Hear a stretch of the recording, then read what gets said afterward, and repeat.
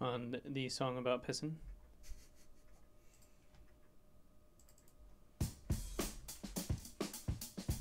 Oh, shit. Is that live or no? It is. I just forgot to rename it. Jesus, dude. Oh, yep, we are live. I was so excited. A little preemptive. Yes, it's going to be a little special edition Tech Thursday. Probably something we're going to be doing consistently. Something I can do Thursdays, as long as Brendan's here. I think I'll start showing off my decks. See if we got some people showing up.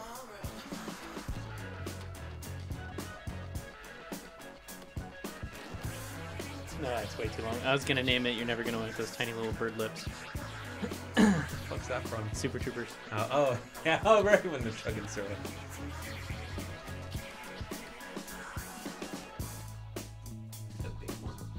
I don't know what to name it. What do you want to name it? We're already live, so it's from this point forward.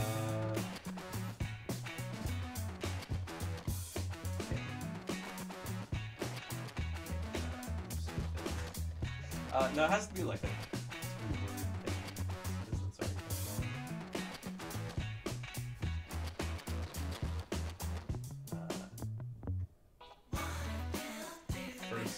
Is this radio? I don't know, dude. I'm throwing shit out there. Headless Agnew. Just call it Getting Used With It.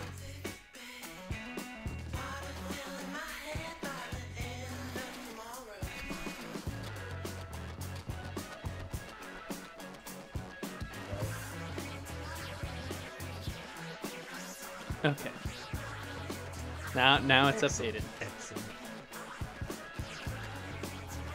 I don't think people were ready for this. Probably not. It's a Thursday. It's kind of random. impromptu. Yeah. We'll see who shows up.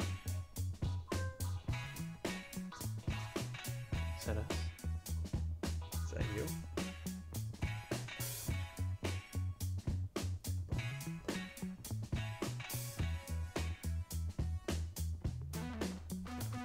Join us as we go live on Twitch and YouTube. You making a post? It auto posts. I have it set up to auto post on Twitter. Someone already retweeted it. Hey. Oh, Well, hopefully they join Streamer us. Designs already retweeted it. Have you seen that before?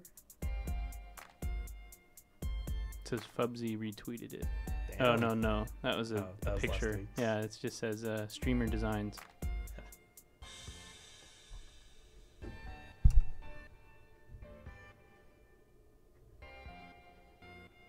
Well, thank you for the retweet, Streamer Designs.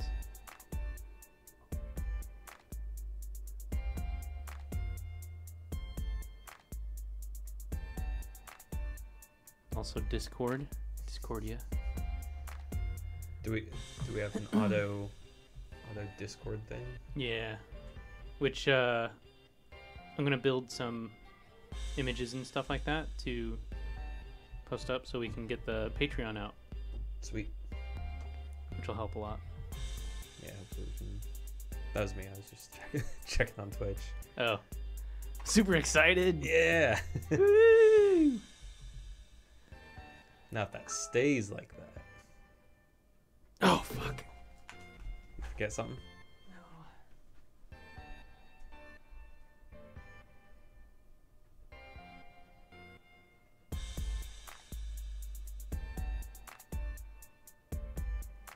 Right.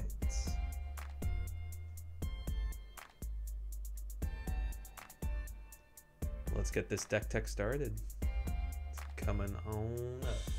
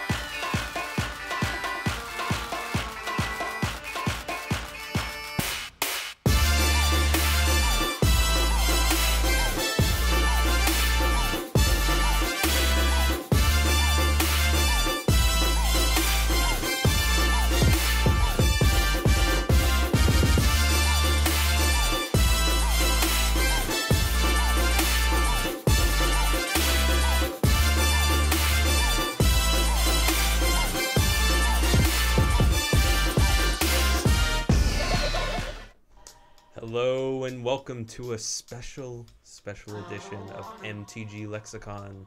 I am Nick, G3, one of your hosts. We're going to be doing something a little different. We're not going to be playing EDH. Instead, we're going to be doing a deck tech. I'm just going to kind of go through a deck. You're going to have the option of choosing which decks you'd like to see, and I'll go through the deck card by card, explain interactions, packages within a deck. So hey Tyler, since you're here and you're a constant viewer, do you have any preferences for what kind of deck you'd like to see for the deck techs? Let's start out with the ones that you brought with you. Well, I brought most of my decks, so just like whatever people want to see, but I can start out with Mayael, just since that's a long-standing deck that I've had. It's something that I've built up over time when I was first getting into EDH. You said it was like one of your very first decks, right? Yeah, this was deck number 001. No, actually, I think it's my third deck. It was Gett'n was my first, and that was just like random cards. And the people who told me about EDH, I was like, oh shit, I've never played this, but let me throw something together. So that was Gett'n. I made that kind of better, and that's evolved into like 2 or 3 other decks over time. My second deck was Tristani, tokens, and I kind of just like tossed things together for that, but I've built that over time. And then my third deck was Mayael, and I used a bunch of the cards from this block, like the block she's from, that care about Power 5 or greater. I've since removed a lot of those cards, but first pass, like those cards were cheap. Each of those are like 10-15 cents, so like change them out. Yeah, so I ended up having that initially and then building it up. Nice. Tyler, I've got all my decks. If you're not familiar with the decks I do have, I can send you over to my deck box and you can check out all the decks I got. But maybe let's start out with Mayael. Sounds good. All right, so I'm gonna first sort the deck into sort of packages. So I'm gonna go through this one time and sort out the cards before actually. How noble of you. Before actually going through card by card. What's your deck box name? I think it's the same as my Twitch name. Oh, I ain't gonna spell that shit. I will hop on our Twitch and see if I can just grab the link from your deck tech, because that's in here, right? It should Nick, be. I can. S, Brandon, G, Jeff. It's not in there. It's not? I thought Nick added it. I have bastard. It right here. I think those are Ultra Pro sleeves. I don't think they're Dragon Shield. Oh, that's a good question. I think they're not opaque enough to be matted Dragon Shield. Yeah, I got these ages ago, so these are probably matted the fronts Ultra Pro. Aren't clear. The only people that do that misty, like kind of film like front on the deck protector shit is Ultra Pro.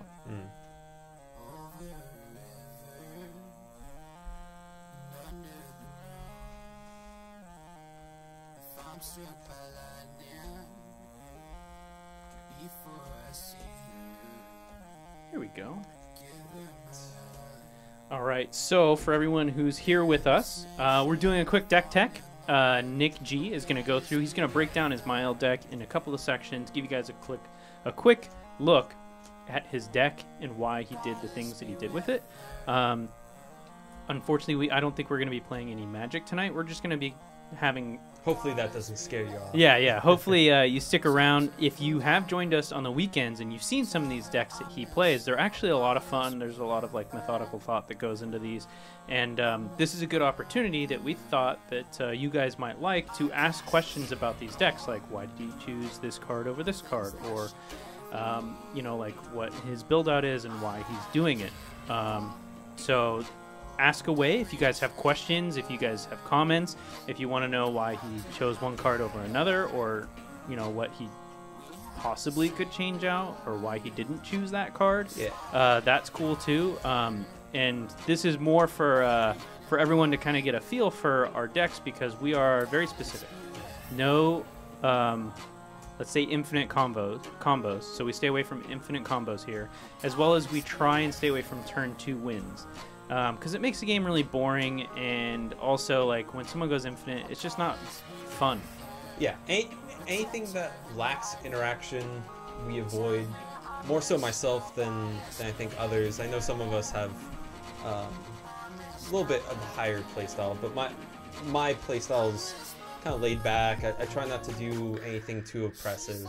Nothing that I wouldn't want to be like on the receiving end of, kind of.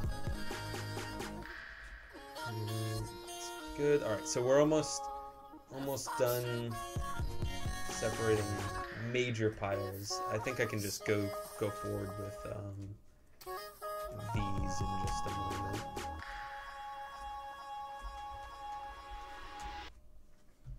Excellent, thank you. Yeah. Let's double check. Good.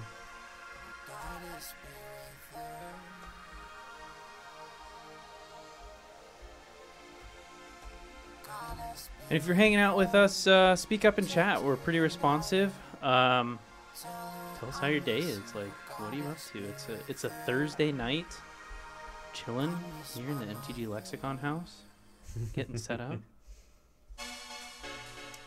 All right. So, what should I do first? Lands, creatures? What's your opinion on new rivals? In what capacity, Tyler? Because I don't play any.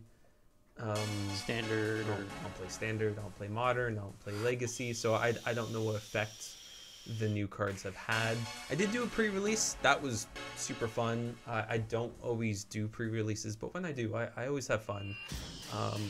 There's just something about doing sealed that's interesting. Having the limited resources and trying to find, you know, what play style the cards in a limited capacity give you. How about this?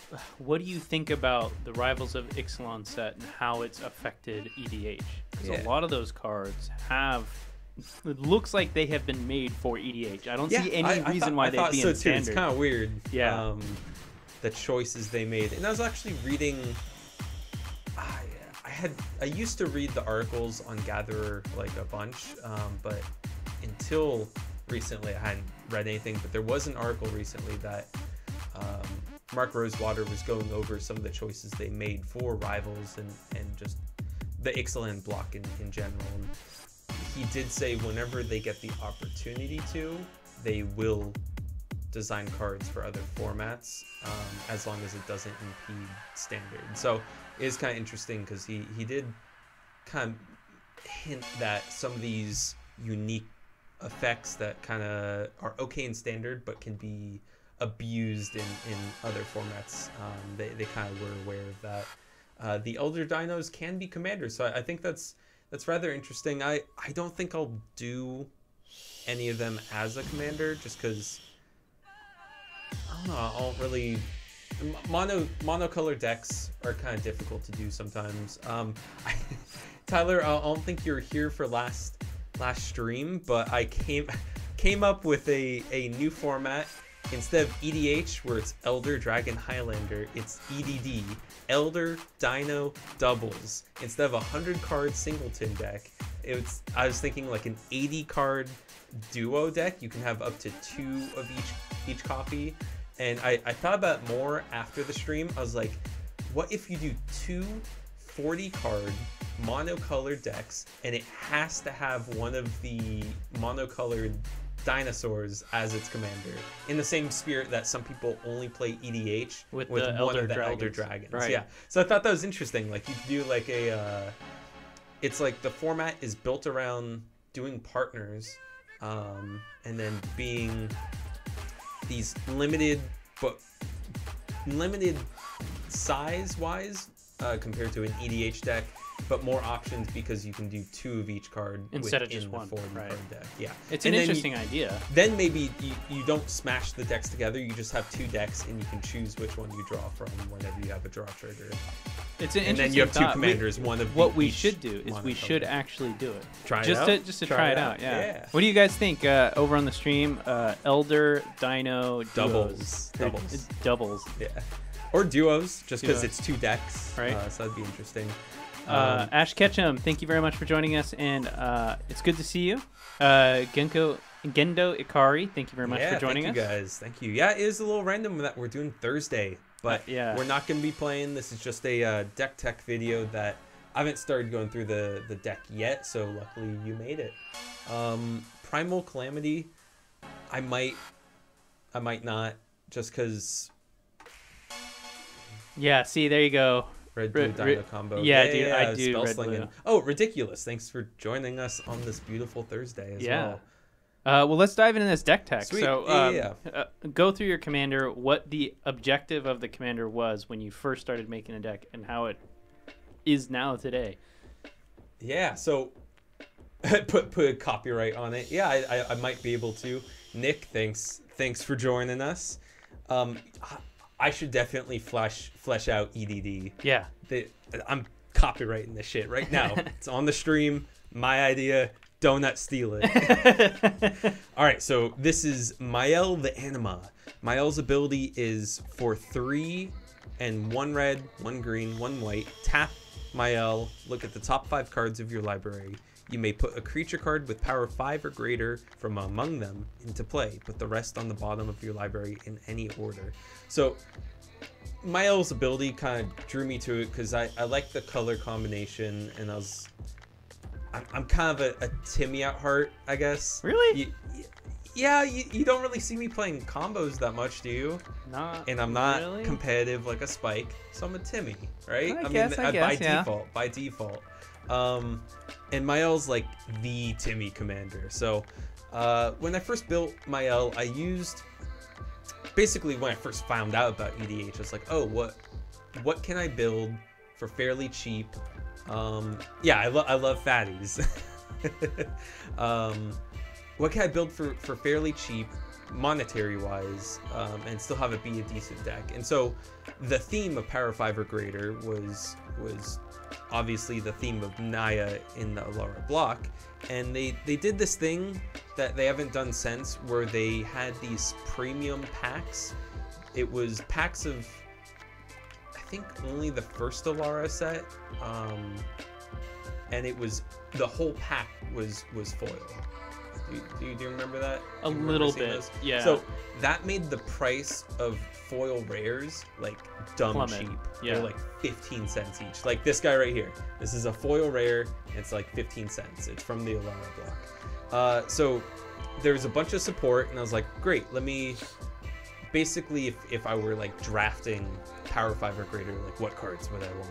That kind of thing. So I ended up getting all the Power 5 or greater cards, or at least most of them, stuff that I cared about, building around that. Since then, I've fleshed out with like legitimately good Power 5 or greater cards, and putting in things like Sylvan Library and Scroll Rack. Like these were 2 cards that I used to upgrade the deck.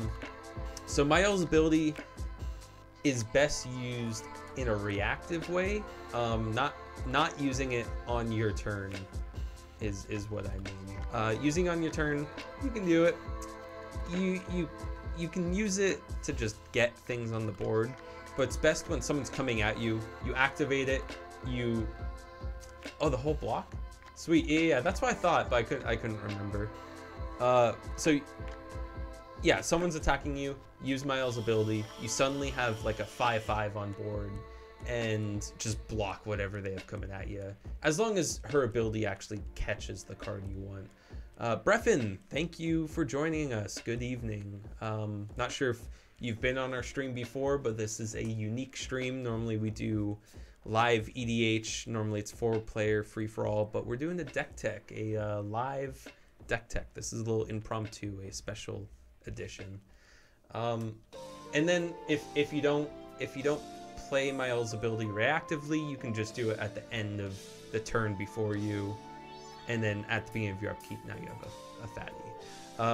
To activate Mayael's ability as soon as possible, you want to give her haste. That's with the boot package. Doubling Mayael's abilities pretty good. So Illusionist Bracers doubles it by equipping it. That's 2 to play, 3 to equip. Rings of Bright Earth, you can pay 2 to double the ability. And Thousand Year Elixir is a sweet little tech card. You can play the activated abilities of creatures you control as though they had haste, and then pay 1, tap it, untap target creature. So get Mayael out the turn you play it, or use Mayael's ability the turn you play it, and then if you have enough mana, activate it again. So that's pretty sweet, especially when you get doubling effects from either of those. Nice. And then we have a ramp package here. These are all kind of needed. It's a little bit more ramp than some of my other decks just because this has a butt ton of large creatures, high CMC. So since this deck's so top heavy, you need a lot of ramp. Rings can sometimes kick in the most random of their abilities if you're paying attention. Yeah, definitely. And for just 2 mana to activate any ability that's activated twice, like, you can do some crazy stuff with it if you are paying attention, like Breath was saying. So for the ramp, we got, of course, Soul Ring. We got Darksteel Ignite since it's a 3-color deck. We have a couple enchantments. Abundant Growth taps for any mana and it has a cantrip. Or rather, Abundant Growth makes a land tap for any mana. Lush Growth turns any one land into a Naya land. So that's pretty effective if you have a card that only taps for colorless, but suddenly it's tapping for every color you need in this deck. A few of these tap for any color. This guy, Drum Hunter, at the end of your turn, if you control a creature with power 5 or greater, you may draw a card. So he cares about the power 5 or greater, and he taps for 1 mana, so that's pretty sweet. Knotbind Mystic taps for 1, he taps for Naya colors.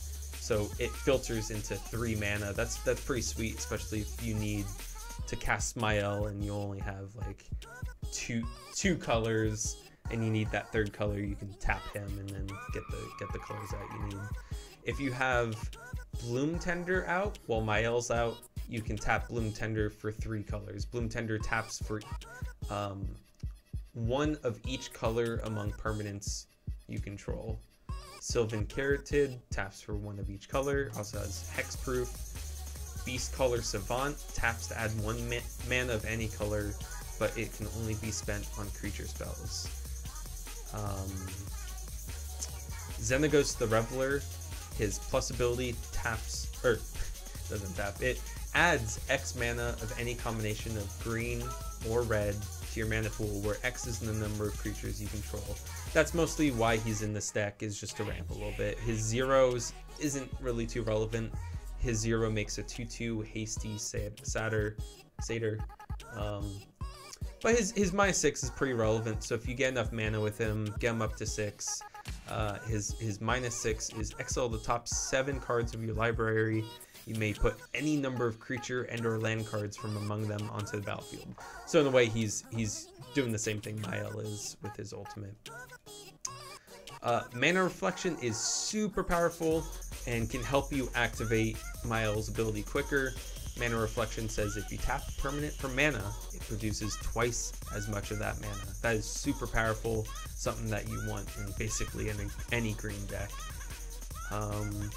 Bear Umbra is powerful. I'm pretty sure that's been going up in price recently just because of how fucking stupid this ability is. It's an enchant creature aura that gives the creature totem aura. So that means that the aura gets destroyed before the creature does if the creature were to die. It itself gives +2/+2 to the creature, and it says whenever this creature attacks, untap all lands you control. So that's sweet for maybe getting out a fatty on your turn, attacking, and then getting out another fatty the same turn. The next few cards all care about the top of your library. Oh, sorry, not this one. I'm getting mixed up here. I thought one of these was Oracle of Moldaya, but I guess that's not in here. I must have taken that and put it somewhere else. Azusa, Lost But Seeking. You can play 2 additional lands on each of your turns. Wayward Swordtooth. You can play an additional land on each of your turns. These 2 cards care about the top of your library. I thought I had an Oracle of Moldaya, which also cares about the top, and you can play an additional land. Vizier of the Menagerie says you can look at the top card of your library. You can cast the top card of your library if it's a creature card, and you can spend mana as though it were mana of any type to cast creature spells. So that's pretty sweet. That works well with some of the manipulation stuff we got over here. And then Moldaya Channelers is something that I really liked. This has stuck around since my first iteration of the deck. It's not an excellent card, but it's kind of quirky, and so that's why I've kept it in there. You play with the top card of your library revealed. As long as the top card is a creature, Moldaya Channelers is a 5/5. It's normally a 2/2. As long as the top card of the library is a land, it has tap, add 2 mana of any 1 color to your mana pool. So that's pretty effective. So that's the ramp package. These are some of the value cards. Mayael's Aria is a alternative win condition, and I'm pretty sure I've won off of this on stream before. So it has, this is kind of tricky, but it first cares if a creature is power 5 or greater, then it cares if there's a creature with power 10 or greater, then it cares if a creature has power 20 or greater. So it reads, at the beginning of your upkeep, put a +1/+1 counter on each creature you control with power 5 or greater. Then gain 10 life if you control a creature with power 10 or greater. Then you win the game if you control a creature with power 20 or greater. So this can get out of hand pretty quickly. As long as you got a big enough creature, you can quickly win the game. Lurking Predators is a bonkers green card. It says whenever an opponent casts a spell, reveal the top card of your library. If it's a creature card, put it onto the battlefield. Otherwise, you may put that card on the bottom of your library. So in a 4-player situation, that's pretty effective to possibly get 3 really big creatures onto the field. Quicksilver Amulet and Elvish Piper do the same thing as each other, except they cost differently. Quicksilver Amulet costs 4, Elvish Piper costs 1 for their abilities. They both say you can put a creature card from your hand onto the battlefield. So that's kind of crazy. If you have like an 8 cost card, you can just cheat it out with either of those. Sylvan Library is normally people would use it for drawing a bunch of cards, but if you do it correctly, so it makes you draw 3 cards. Then at the beginning of your at your draw step, you draw 3 cards. Then you have to put them back unless you pay 4 for each. So if you take 3 cards, 2 of them are fatties, you can just leave them at the top, activate Mayael's ability, and get 1 of them onto the field automatically without actually having to get them to your hand. So that's like an alternative use for Sylvan Library that other decks don't really make use of. Scroll Rack is like that filtering, but it's more effective. If you already have a fatty in your hand, you can get to the top of your deck, then activate Mayael's ability. Scroll Rack costs 2. It costs 1 to activate. It says choose any number of cards in your hand, set those cards aside, put an equal number of cards from your top of your library into your hand, then put the cards set aside this way on the top of your library in any order. So you can easily swap out your hand, put some fatties back, and then get them to the battlefield with Mayael. Some of these cards are just not fitting in anywhere else. That's why they're their own package. Mage Slayer Suite says whenever equipped creature attacks, it deals damage equal to its power to defending player. So if you already have like a 10/10 swinging face, even if they block, they're still taking 10 damage.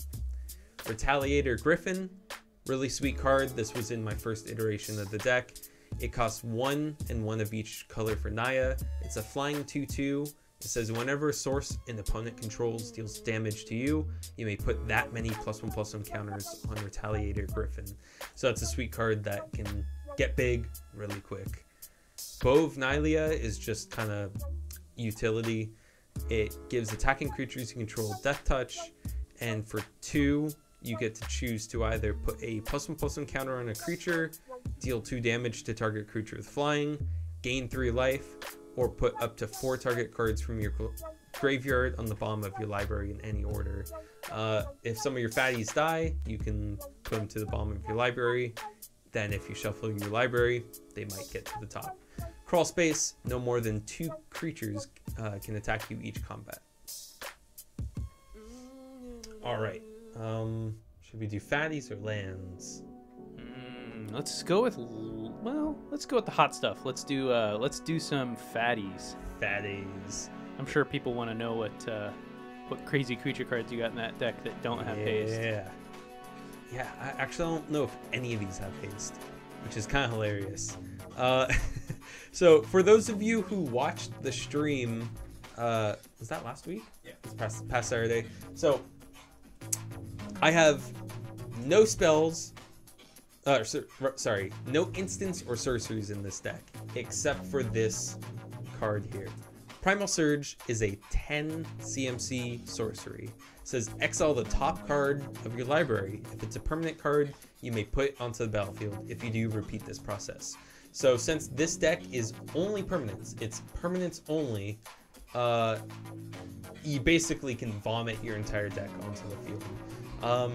The stream was having a laugh because I have like 2 haste enablers. I have, let me see if I find them.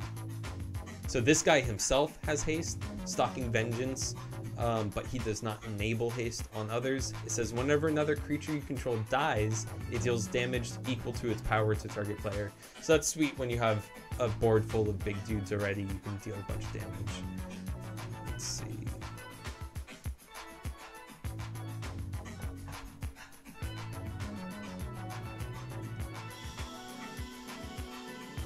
Alright, and Xenagos, God of Revels. He's a 6/5 indestructible for 5. His devotion cares about red and green, equal to 7. At the beginning of combat on your turn, another target creature you control gains haste, and it gets +X/+X until end of turn, where X is that creature's power. So between this and the 2 boots, that's the only way my creatures get haste, which is kind of funny. So unless I swap out some cards and put in some haste enablers, I'm not going to be able to. Is that better? Yeah, I was just leaving it. Jesus Christ! Here, I'll get it. No, that's better. If I just handle it. So I might put some haste enablers in here, but for now, I'm garbage. Yeah, so this is a casual deck. As we established before, we're not competitive. And as I established before, I don't really like build decks. Don't build decks that are... I try and avoid decks that are unfun. So, you know, that's how it is. Yeah, and just as Breffin said, like, that's the whole point of doing it at the end of someone's turn, is you're no longer fighting the haste. Yeah, thing. I don't need haste. That's why there is no haste in here. Like, the Unless point is you to activate play the Primal Surge, which is a goof anyway. Like, I did that to be funny. Yeah. Like, this deck is not a Primal Surge deck necessarily. It is built around it, but it's not the linchpin. Yeah, it's not a linchpin, and it's not the Win condition. What word am I looking for? It's not The bee's knees. I'll have like enablers for Primal Surge. It's just tossed in there and I like built to it, but not for it. Alright, so we got those 2 cards.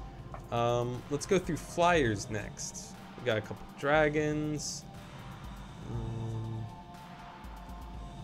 So flying used to be a little bit more of an issue when I first started playing EDH. that was back when it was just kitchen table with myself, Matt, and Carson. We just kind of, it was literal kitchen table Magic, and this deck had a little bit trouble. I used to have some like small dudes with reach, like that spider that has reach and death touch, just because Matt and Carson both played a lot more flyers than I did. So over time I added like a bunch of flyers, and for the most part they stuck. One I added just to get a bunch of flyers is Thopter Assembly. It has flying. It's a 5/5 for 6, and then it says at the beginning of your upkeep, if you control no Thopters other than Thopter Assembly, return it to your hand, then put 5 1/1 Thopters with flying onto the field. So that was like, to me, I was like, oh, that's what I need, is a bunch of like just cheap flying bodies to protect against the air. Something else I added back then was Purity, but Purity's got a sweet ability outside of flying. It is a 6/6 flyer for 6, but it says whenever a spell or ability would deal damage to you, prevent that damage, you gain life equal to the damage prevented this way. That is a sweet ability, and it's part of a cycle, the Elemental Incarnation cycle, that says when it's put into the graveyard from anywhere, just shuffle it into the owner's library. So I don't have any Eldrazi with that same ability, but I do have Purity. I added, you know what's funny is I added Balefire Dragon when I first started playing EDH.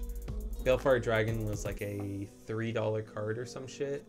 Can you look it up? Because I'm pretty sure it's gone up to like $10. Yeah, let me take a look. It used to be like a cheap ass card. I bought like 5 of them. I was like, that's a sweet ability, and so I put it into like all the decks I built back then. But now it's gone up from what I remember seeing recently. It's like, wow, I didn't expect that. So Balefire Dragon is a 6/6 flyer for 7, but it says when it deals combat damage to a player, it deals that much damage to each creature that player controls. It's a fucking board wipe. It's a goddamn board wipe. Repeatable board wipe. It's gone up to $16. That is nuts. It used to be like a go to Return to Ravnica, because that's like when I bought it. That's all the way to the left. That was $1.54. That sounds about right. That's nuts. That's nuts how much it's climbed up. So yeah, I bought it for like $2 each, and now it's a $16 card, which is kind of crazy. And the ability's sweet. Like, that's why I bought it. What else we got here? Windbrisk Raptor. It's a flying 5/7 for 7, and it says attacking creatures you control have lifelink. That is a sweet ability, especially when all of your attacking creatures are huge. Just gain a bunch of life. Hellkite Tyrant, flying, trample, 6/5 for 6. When it deals combat damage to a player, gain control of all artifacts that player controls. At the beginning of your upkeep, if you control 20 or more artifacts, you win the game. I don't think I'll ever win the game with that alt win condition, but stealing artifacts is pretty sweet, especially if they have a bunch of mana rocks, so you can cast those fatties. And that's total staple in almost any red deck or red splash. Yeah, Nick loves that card. Yeah, obviously. Let's see. Blazing Archon is a brutal card, very much a control card. It says creatures can't attack you. You can attack them with your fat ass fatties, but they can't attack you. That is at a hefty cost of 9, but if you cheat it out with Mayael, saving 3 mana. Angelic Arbiter, another control card, says each opponent who casts a spell this turn can't attack with creatures, and each opponent who attacked with creatures this turn can't cast spells. So that's pretty sweet for 7 mana. It's a 5/6 flyer. Avacyn, I believe this Avacyn right here, it was when I wasn't playing Magic consistently. I bought a random ass pack of Avacyn Restored. Like, it was something I was doing back then. I wasn't playing Magic, and I'd lost my collection in the same way Matt lost his. Like, he had my cards. so I lost my collection, but starting in like 2008 or something, I started just buying packs every once in a while and building up. The only pack I bought of Avacyn Restored was Avacyn. Nice. And at the time, it was like a $18 card. I think Avacyn's pretty much stuck around there, and went up. She went up pretty high, but then got reprinted recently in the not transform, the from the Vault Angels. So a little bit cheaper. I think Avacyn's like a $13 card now. I looked Definitely up tanked. Archangel Avacyn. Yeah, my bad. Not that one. And then Sigarda, Host of Herons. I bought a second Avacyn from an eBay lot. So the eBay lot was Avacyn, Sigarda, and it's a miracle card that I think it's called Entreat the Angels. Oh yes. Entreat the Angels. Where X you put X 4/4 flyers. Yep. So I got those 3 cards for like something crazy cheap, like $25. And Avacyn was like $20 at the time. She's still $20 now. Can you check how much Sigarda is? Yeah, let's pull that up. Because Sigarda, I think, is more expensive than Avacyn now. That used to not be the case, but I think that is the case now. Sigarda. Host of Herons. $14. Hey, it's pretty sweet. And it's going up. It's on the upward trend. All right, let's see what else we got here. Let's look at stuff that gives other stuff. I'll explain what I mean by that in just a moment. Super descriptive.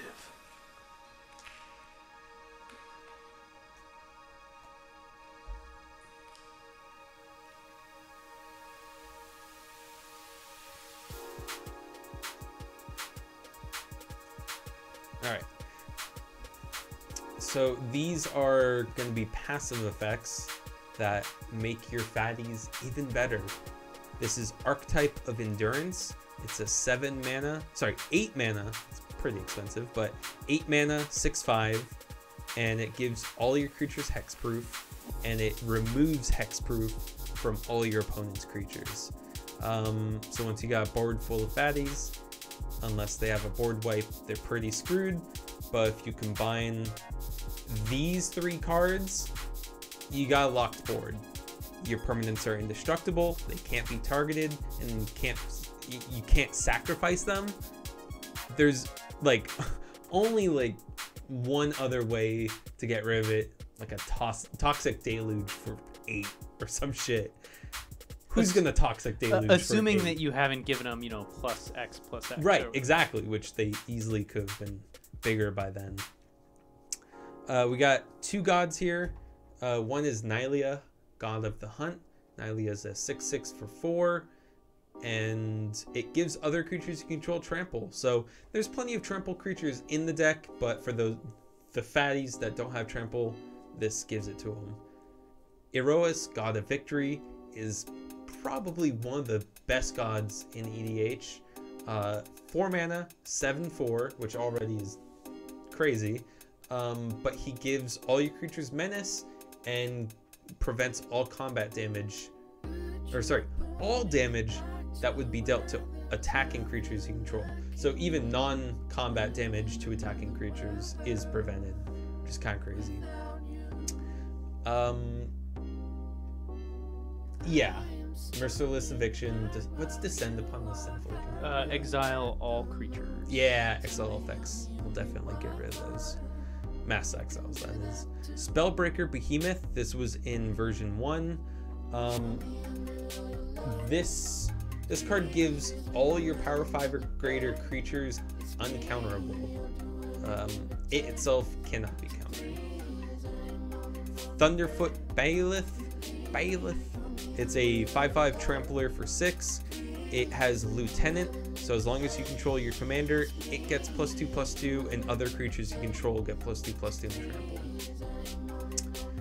Soul of New Phyrexia. You can pay 5 to make your permanents indestructible until end of turn. It itself is a 6/6 trampler for 6. And then it has a similar ability for 5 while it's in your graveyard. Spearbreaker Behemoth is indestructible. It's a 5/5 for 7, and you can pay 1 to give a creature with power 5 or greater indestructible until end of turn. Gruul Rage Beast, it enters the battlefield and fights a creature you don't control, and it makes each creature you control enter the battlefield and do the same. It itself is a 6/6 for 7. Excuse me for a moment.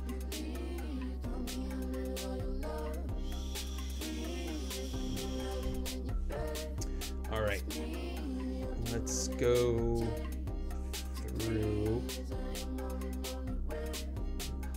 Let's see what we got here. Let's go with value cards. How about that? Or utility cards, rather. So just so people know, up to this point, there has not been any spells. Except for Primal Surge. That's why I said up to this point, there hasn't been any spells in this deck. Just purely creatures and artifacts. It's mostly creatures. It's a shit ton of creatures. So Soul of the Harvest is a 6/6 for 6. It has Trample. It says whenever another non-token creature you control enters the battlefield, you draw a card. It's a pretty sweet effect. Pretty straightforward. Anyone bringing a Line Hedron Network against me? No, I don't think any of my playmates actually use a Line Hedron Network. Do you know what that card is? Yeah, I don't even have it in any of my don't? decks. Nope. Yeah. I mean, for the most part, it's not like a great card They still in most cases. Yeah, they come back, but it's pretty effective against the deck like this. Let's see. Green Warden of Murasa is kind of like a I'm blanking on the card name. A Eternal Witness, but you get 2 of them. One when it enters the battlefield and one when it dies. So it's a 4/5 for 6. When it enters the battlefield, you can return target card from your graveyard to your hand, and when it dies, exile this card and do the same. Karametra, God of Harvests. It's a 6/7 for 5. It says whenever you cast a creature spell, you can search your library for plains or forest and put it onto the battlefield tapped, then shuffle your library. The sweet thing about this is it's not basic. It doesn't specify basic, so you can do some crazy stuff with some unique non-basic forests and all right. Mold Graph Monstrosity is an 8/8 for 7. It's got Trample. When it dies, exile it, then return 2 creature cards at random from your graveyard to the battlefield. If you have the right setup in your graveyard, if you only have fatties, when this dies, you get 2 fatties back onto the field. That's pretty strong. Arson of Kozilek. When you cast it, you can return target creature card from your graveyard to the battlefield. That's also powerful. This is a 10/9 for 9 with Annihilator 2. Competitive Commander, thanks for joining us on this special Thursday edition. We're just doing a deck tech. Not gameplay, just a deck tech this time around. This is one of the newer cards I've added to the deck. Kazul, Tyrant of the Cliffs. He's a 5/4 for 5. Whenever a creature an opponent controls attacks, if you're the defending player, create a 3/3 Red Ogre creature token unless that creature's controller pays 3. So that's pretty sweet. That's a nice little bit of value. Engulfing Slagworm. Whenever it blocks or becomes blocked by a creature, destroy that creature. You gain life equal to that creature's toughness. It's a 7/7 for 7, but that's just crazy because it kind of clears a path for itself. No one's really going to want to be blocking it, and as long as you have it untapped, no one's going to really want to attack you. This is also a new card, Zakama, Primal Calamity. It's a 9/9 for 9. Vigi, Reach, Trample. When it enters the battlefield, if you cast it, untap all lands you control. So that's just setting up for a huge play if you got the right amount of mana. Does not interact with Mayael's ability, but that's okay. It's a decent card on its own.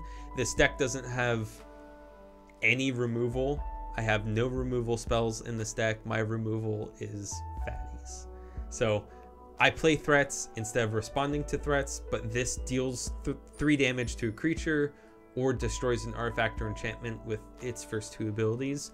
So this is a good way to have that kind of utility of getting rid of threats. Yeah, other than that, I don't think I have anything that can outright just destroy artifacts or enchantments, and the damage is pretty sweet. I have very little way of dealing direct damage in this deck. Let's see. Woolly Thokar is a vanilla 5/4 for 3. I think that's the... Maybe not. I was going to say the biggest for cheapest. It's definitely a lot of stats. 9 stats for just 3 mana is kind of crazy. No, absolutely. It is vanilla, but I liked it when I first saw it, when I first built this deck. So it's stuck in there all along. Even though it's vanilla, it only costs 3, and it's a 5/4. It plays right into the theme. Megalanoth was also something I kept in since the first iteration of this deck. It's a 6/6 for 6, and it has Vigilance and Trample. On its own, those are decent stats, decent abilities. But it says whenever it blocks a creature, it deals damage to that creature's controller equal to Megalanoth's power.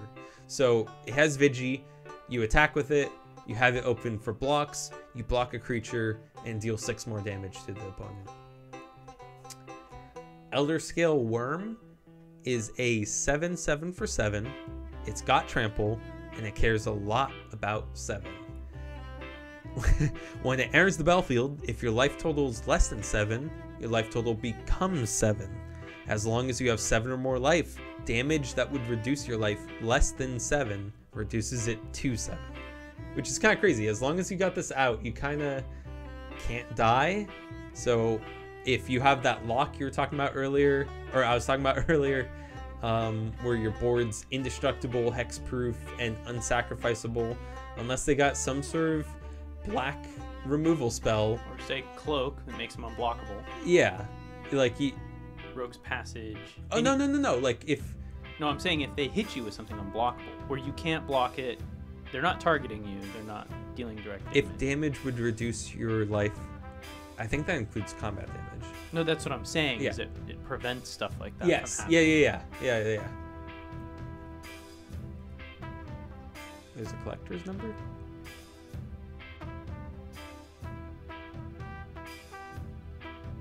Oh, Rona's Last Stand is a 5/4 for 2, but not untapping means it costs at least 4. And then... Oh, I see what Nick's saying. Yeah, its collector's number is 167. It ends in a 7. Maybe they did that on purpose. And then I have to say this is probably one of the best fatties in the deck, even though it's not flashy, doesn't have a bunch of like crazy abilities. It gets huge. Its abilities get huge. Whenever another creature enters the battlefield, you can put X +1/+1 counters on it, where X is that creature's power. It cares about any creature, even your opponent's. Just put into play, wait around. It could easily be a 12/12. It could easily be a 20/20. Like, I don't even know what... Like, you don't need to give it other stuff. You just tap it and swing face. This is the epitomal Timmy card. This is it. Alright, and all that's left is the lands. Let me count my fatties first, just to see what the stats are for that. 1, 2, 3, 4, 5, 6, 7, 8, 9, 10.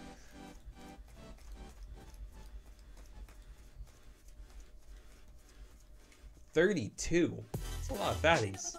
That's how many creatures I normally run in like other decks.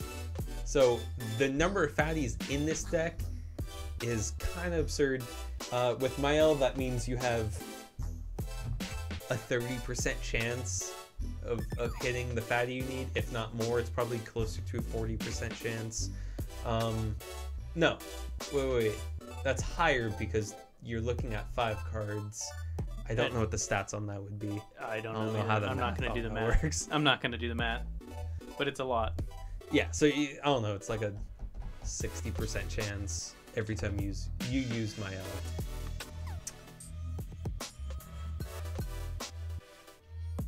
How many of those fatties are 6+ drops for Mayael? Not all of them are hittable. Mayael cares about power 5 or greater, not CMC. So her ability costs 6. If you're just talking about saving mana, 1, 2, 2, 3.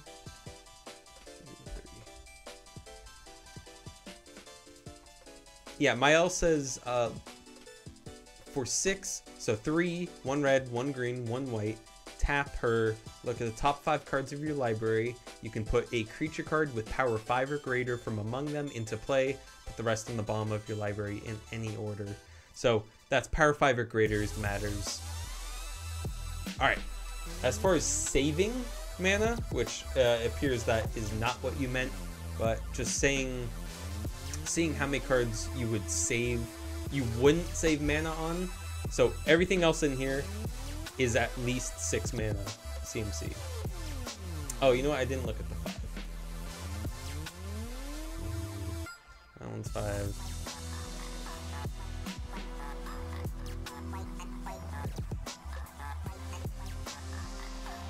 Alright. So half of these things are gods, so already like those guys are kind of out of the running because they were made intentionally cheap, so it doesn't matter that you're saving mana.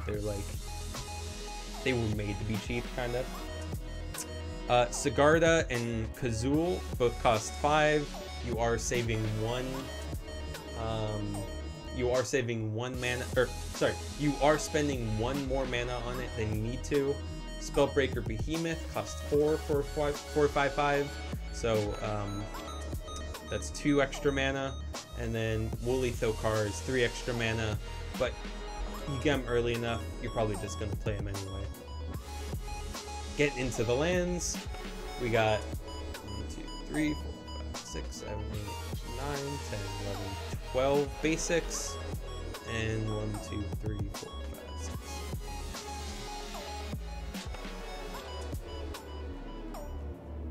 24 non-basics. Yeah, that's probably not too high as far as non-basics go. Some red decks might hate that out, but for the most part we don't play land destruction, so who cares? Yeah. Haha.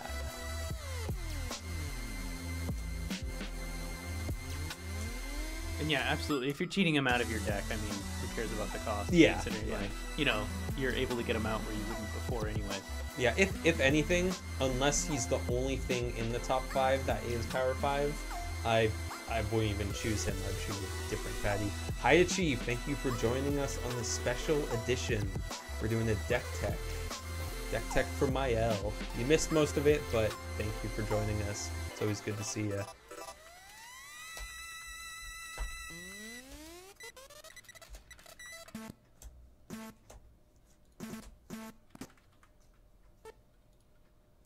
Alrighty. So it looks like the primary color scheme here is green-white. That's probably about true. I need to go through the deck again and just kind of get a sense for where the CMC's landing.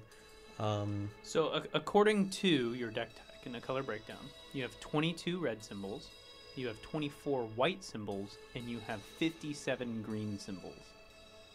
Yeah, I mean that kind of works with this distribution for the most part. So all of these except for the fetch lands each tap for 1 of each color. I got Wooded Foothills and Windswept Heath. Those are both fetches. I got Pseudo Fetch with the Naya Panorama that you have to pay 1, you sack it, crack it, look for a mountain, forest, or plains, basic of any of those, and put it onto battlefield tapped. We got a couple that don't tap for any color. This one adds 2, that's Temple of the False God.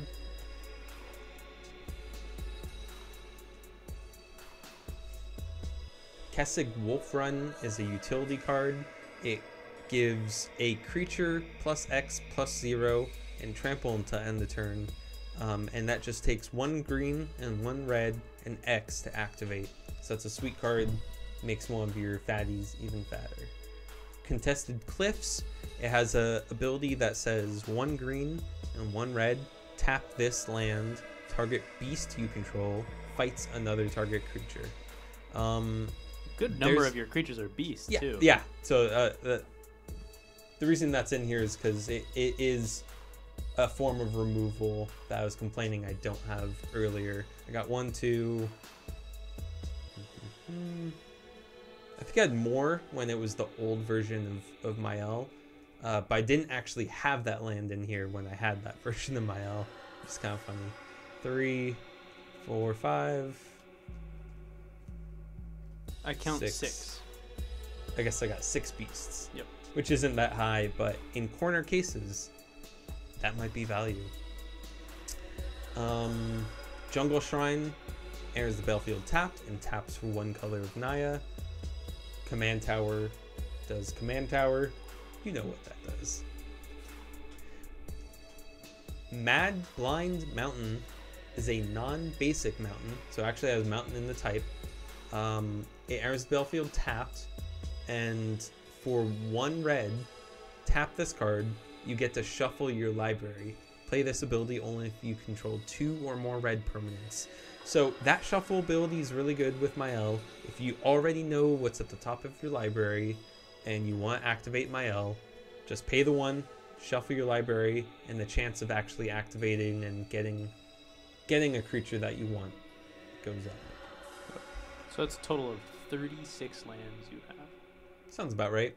Could be slightly higher, but I'm running so many ramp cards. 1, 2, 3, 4, 5, 6, 7, 8, 9, 16 ramp cards. I probably don't need more lands. Actually, this isn't even a ramp card. And then these 2 aren't ramp. They're kind of just pseudo ramp because they let you play more lands. But still a decent number of mana generators. I got 2 of the hideaway lands. This first one, Moss Warp Bridge, is going to be super easy to activate in Mayael.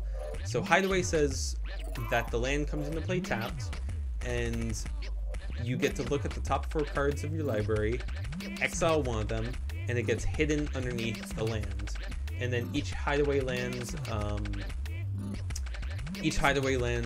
has some ability to actually play that card for free. So this says for 1 green, tap this, you can play the exiled card without paying its mana cost if you control creatures with total power 10 or greater. So you just need two fatties to do that. Windbrisk Heights is you get to activate it if you attacked with 3 or more creatures this turn. Oh yeah, Breffin, you're right. The Ascending Dinosaur dude is another power 5. None of the rest of these are, but this guy is. So he's a 5/5. Excuse me. That costs 3. Has Ascend. You can play an additional land, and sorry, I just ate like right before coming over. You can't attack or block with him unless you have the City's Blessing, which pretty easy to get in this deck. Naya hideaways are only playable ones. Yeah, probably. I don't even run the red one just because it's a little difficult. I forgot what the activation is, but I think it's non-combat damage equal to 7 or some shit. which I'm not going to be dealing that much. I don't even know what the black and blue one do. I don't know what their abilities are. I have one of each of the shock lands. So I got Sacred Foundry, Temple Garden, Stomping Ground. I've got 2 of the storage lands, Fungal Reaches and Salt Crusted Steppe. So these lands function by putting a charge counter on them, or rather a storage counter. So that cost 1 to do, and then you pay 1, remove any number of storage counters, and add X mana of any combination of its 2 colors. So those are pretty sweet. Black is no cards in hand. Fuck that. And then blue, 20 cards are left. Also fuck that. Unless you're playing mill, Brandon. Hey, I've never won by milling someone out. Oh no, That's no, just I wasn't saying whether you're winning or not, just that you do it. Yes, I do. I got 2 temples in here. I don't know what happened to the third one. I thought I had the red white in here, but I guess not. Temples ETB and you get to scry. Scry for 1. I got 2 of the check lands. They enter the battlefield tapped unless you control the 2 that they tap for. Sorry, control a land with the type of the colors it taps for. I've got a filter land in here. This is a new addition. You pay 1 of 1 color and tap to add. Oh, cool! So Spine Rock's not just combat, or not just non-combat, but it's not life loss. Interesting. So filter land, a bounce land. Bounce land's really good. I should probably add the other colors in here. This is one of the man lands. So you activate its ability for 3. It turns into a 3/4 with reach. This was in one of the earlier incarnations of my deck. Also because I was facing a lot of flyers back then. Scattered Groves. This is one of the cycle lands. Were these a reprint cycle? I think they were. This was in like Odyssey. They were. This was like the Odyssey cycle. Yeah, I think the Odyssey cycle ones were reprinted. Yeah. All right, so that's Mayael. Did you guys have any questions or any cards you want to see again? Anything other than haste enablers you want to see in this deck? Let me know. I'll keep this deck up for a couple minutes, and then we'll move on to another one.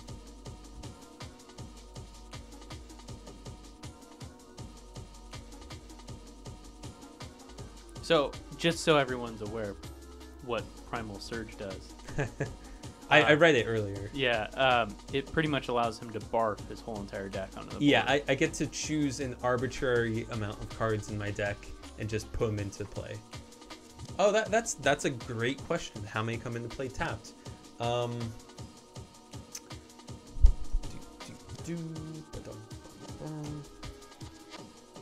Yes, utility does come at a cost. I'll put those to the side.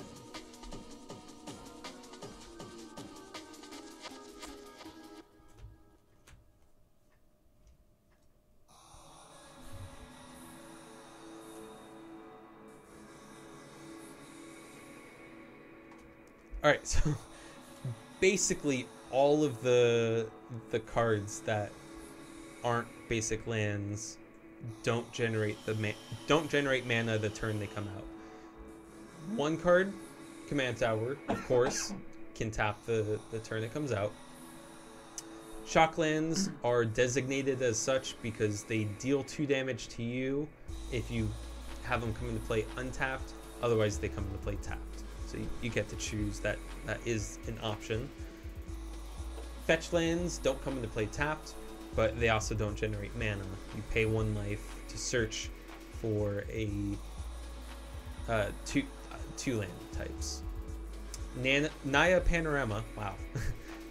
Naya Panorama does tap for mana, but not any colors that you need. But does search for for the colors you need. This also only taps for colorless. This only taps for colorless. This only taps for colorless.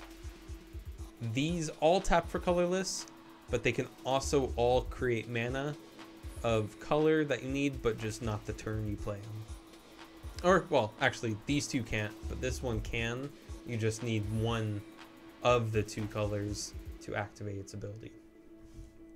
As far as pure tapped, that's 1, 2, 3, 4, 4, 5, 6, 7, 8, 9.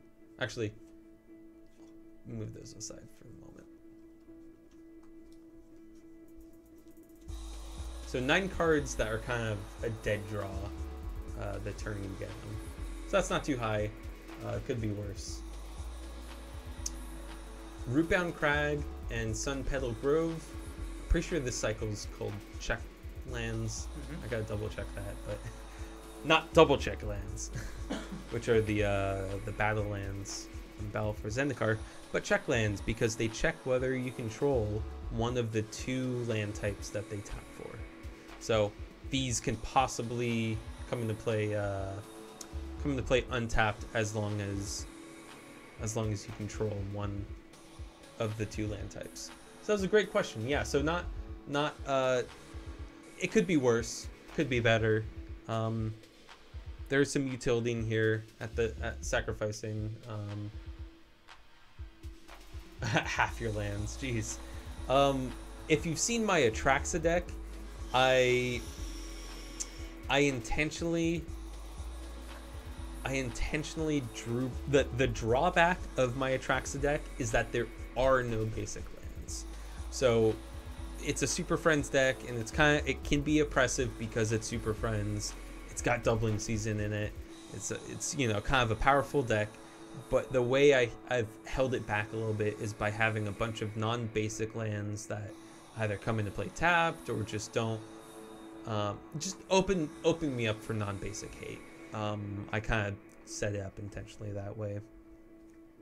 If you guys didn't see last week's stream, that will be coming up with the next couple weeks. I think it was the last game of the day. Yeah, last game of the night. Yeah, game of the night. Where I thought I was gonna win because I primal surged my whole deck except for 10 cards, got out a fucking huge field, and I swung, and then I got the damage redirected or prevented rather. You got Cyclonic Rift. And well, damage prevented first, and then wait. Right? As soon as you swung, Cyclonic Rift. Oh, okay. I thought maybe that was a different game that the damage got prevented. Oh, that was with Gett'n. Yeah. The damage got prevented. Yeah, Nick Cyclonic Rifted me, and I had to put 60 cards into my hands. And you didn't have a Thought Vessel. You don't have a Reliquary Tower. No, I milled you. Oh, right. You immediately milled the rest of my deck, which was only 10 cards. Yeah, I Windfalled. Windfalled, yeah. God damn, that was crazy.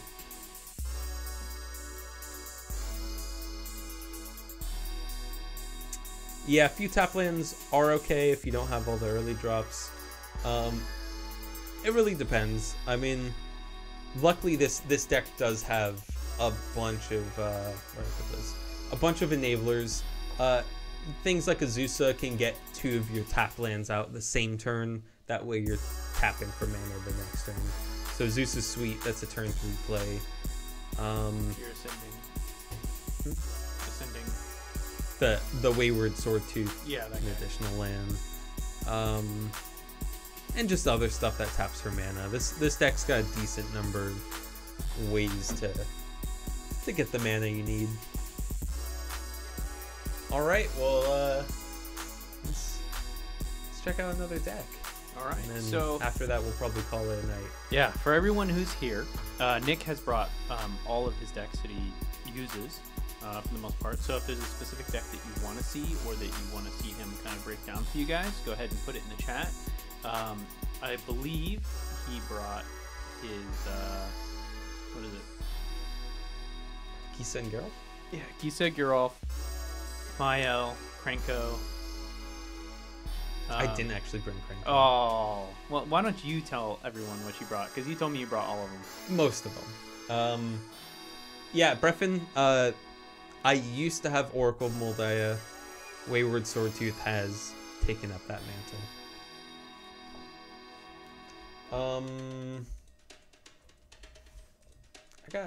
I got. You should probably shuffle those while you're waiting. Yeah, I'll shuffle. Since I was talking about it, we can maybe go through Atraxa if you guys want. That's a Super Friends deck. We can go through my only control deck, which is Narset. Narset is the only creature in there. It's kind of the opposite of my my Mayael deck, because Mayael only has one non-creature or one non-permanent in it, while this is spells and permanents, but only one creature. Atraxa Super Friends. I have Gisa and Geralf, which is my zombie tribal deck. It's a sweet deck. I got a lot of cool art in that deck, so I'd be willing to go through it. And I guess I'll put the next. So between all of these, I can go through. And that's your most recent, right? This the is Merfolk? this was my most recently built deck. It's a Merfolk tribal deck. I'm really liking it. So I'm hoping to play some more as we go along. It was a lot of fun when you played it. Yeah, it's probably one of my more efficient decks too. I don't think I'm used to drawing that many cards. So many options. Yeah. Yeah, I kind of nose wrinkle at Super Friends too, but at the same time, I don't know. I tried to make it not too impressive. I don't know. Yeah, so we're just choosing which deck I'm gonna go through with a deck tech, and just check out what we've got going. Hey, I'm the Naysayer. Thanks for joining us. White Cleric Tribal. Who's the commander for that White Cleric Tribal? Not White Black, because White Black is normally what I think people play for Tribal Cleric, but Mono White Cleric? It's kind of interesting. I want to know who you're building. And while you're here, pick one of my decks. I'm going to be doing a deck tech, just kind of going through the deck and describing what the deck does and how it does it. We got Atraxa Super Friends, Narset Control, Gisa and Geralf Tribal Zombies, and Kumena Tyrant of Orizka. That is Tribal Merfolk. I'm kind of thirsty. You want some water? Sure. Or do you want a beer? Or? Nah, I mean, I'll be dipping after this, but I'll take a glass of water. I'm feeling parched. Thank you. 8.5 Tails, Cleric Tribal, interesting. I don't think, is 8.5 Tails a cleric themselves? I don't believe so, right?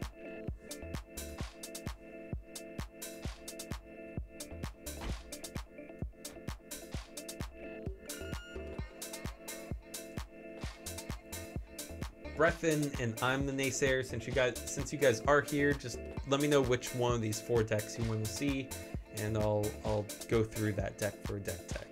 Just let me know since you guys are here. If someone else just speaks up and says Narset, I'll just do Narset. Yeah, you can definitely post your deck list. I'm the Naysayer, as long as you pick one of these decks that you'd like me to go through.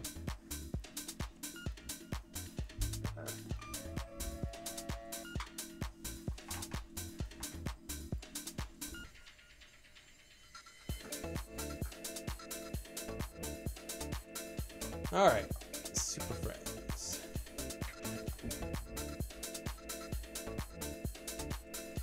I guess I'll put this away and just have the voting be between those 2 decks.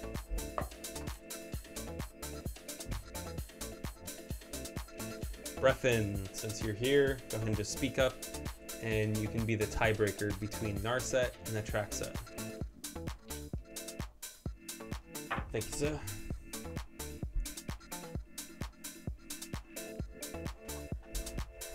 Nick says, "Do the lame Super Friends." Do the lame Super Friends. Well, thank you for joining us while you were here, Nick. It was fun. You must have knocked out your knee. Yep.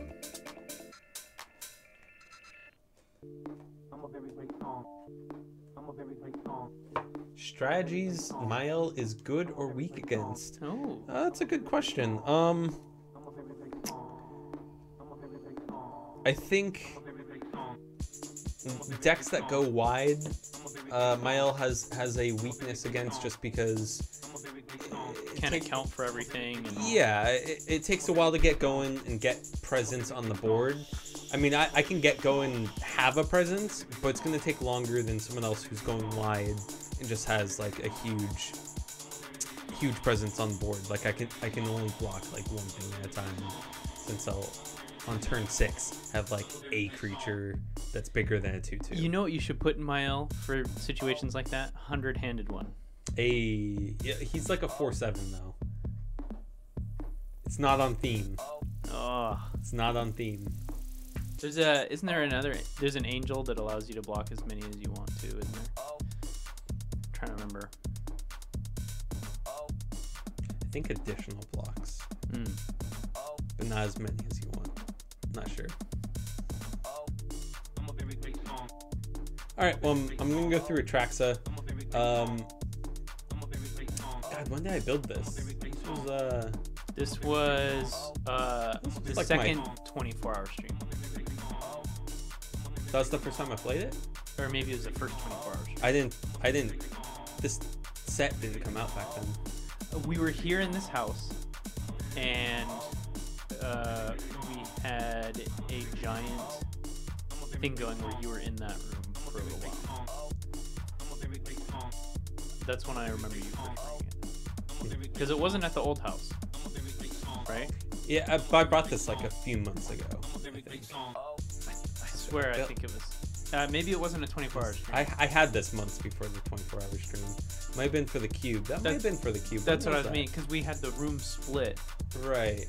And we had a bunch of people here. We had Sam and Cal. Yeah. Kind of, why are you shuffling? Oh, good question. I don't know. I'm spacing out here. Yeah, Blazing Archon and Ogre Lord are pretty good covers for going wide. So that's a good point. As far as like strategies, Mayael's good against. I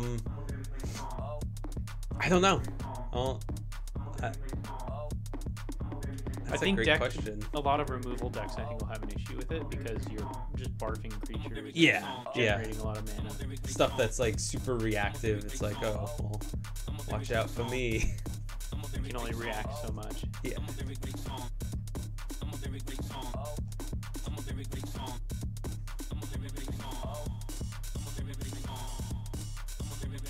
So while you separate that out real quick, for anyone who's just joining us or anyone who's been here for a while now, we're going to do a deck tech on Atraxa.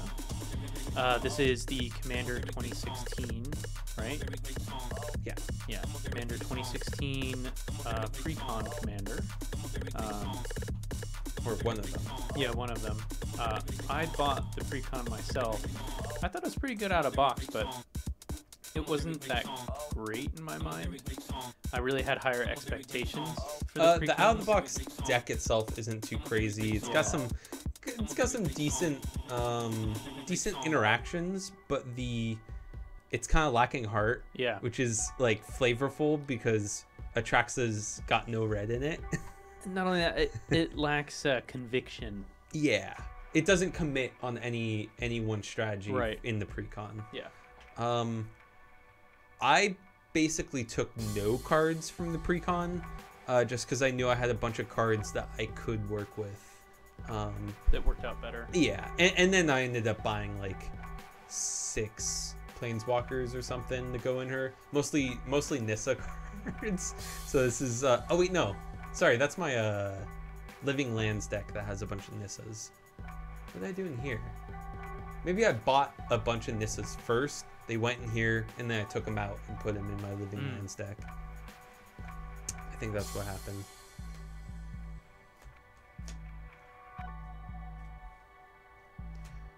Oh yeah. Oh yeah, value.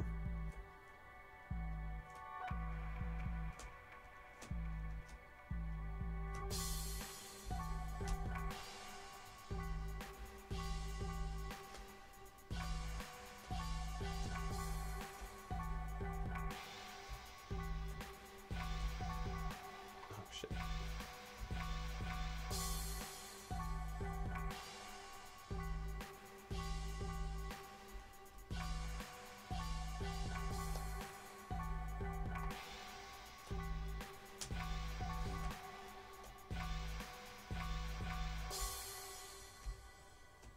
All right, getting close.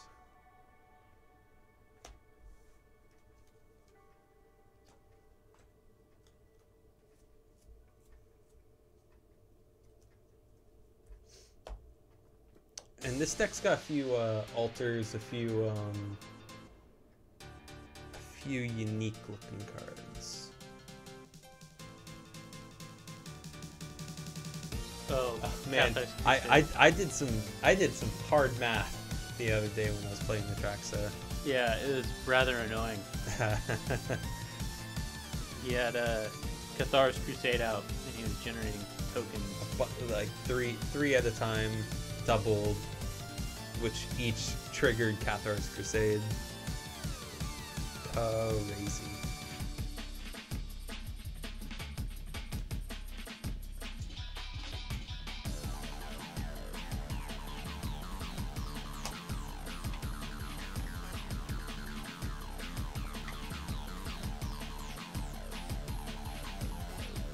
I might take the Sorens out of this deck and add it to the that Markov deck I threw together.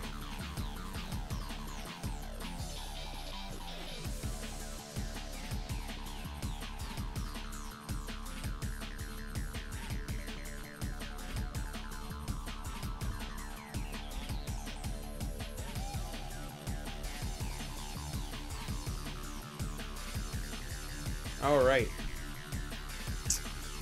How to go about this? Let's start with the smallest pile.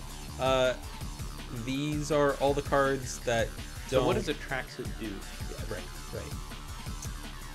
Atraxa is a 4/4 for 1 green, 1 white, 1 blue, and 1 black. It has Flying, Vigilance, Death Touch, and Lifelink. Some sweet abilities just for 4/4. At the beginning of your end step, Proliferate. So that is a guaranteed build around me effect. At the end of your turn, you proliferate, which you choose any number of permanents and or players with counters on them, and give each another counter of a kind they already have. If you're doing that once per turn, that's pretty sweet, but there are some cards in here that help you do that more than once. With Planeswalkers, they have loyalty counters on them, so Proliferate adds an additional loyalty counter to them. I got a stack of Planeswalker cards in here. That's what makes this a Super Friends deck. This set of cards is Planeswalker Matters. This set of cards cares about counters of some sort. This set of cards is my small ramp package, kinda. Not even ramp, just mana. Actually, I'm not sure why I put Panharmonicon here, but this is Panharmonicon. It gives creatures... Sorry, it says if the creature or artifact enters the battlefield, causes a triggered ability to trigger, you trigger that an additional time. So on its own, that's a sweet card. Simic Signet is 2 mana, and it has an ability that you pay 1 to filter for 1 green and 1 blue. It's 1 extra mana, so it's good. Felwar Stone is 2, and it taps for 1 mana of any color that land an opponent controls can produce. So at 4 colors, you're most likely going to be tapping for the colors you need, except this play group has a lot of mono red, so or like red something else, so there's a lot of chances that I'm not tapping for the colors I need. Spoils of Victory is a 3-mana ramp spell. You can search for a plains, island, swamp, mountain, or forest and put it onto the battlefield and shuffle your library. This deck has a bunch of dual type lands, so you can search for a bunch of different things. Mirari's Wake has an Anthem effect, and it says whenever you tap a land for mana, you can add an additional mana to your mana pool of any type that land can produce. This is a sweet ramp card. Doubles your land production, or mana production. Yeah. Soul Ring is a classic.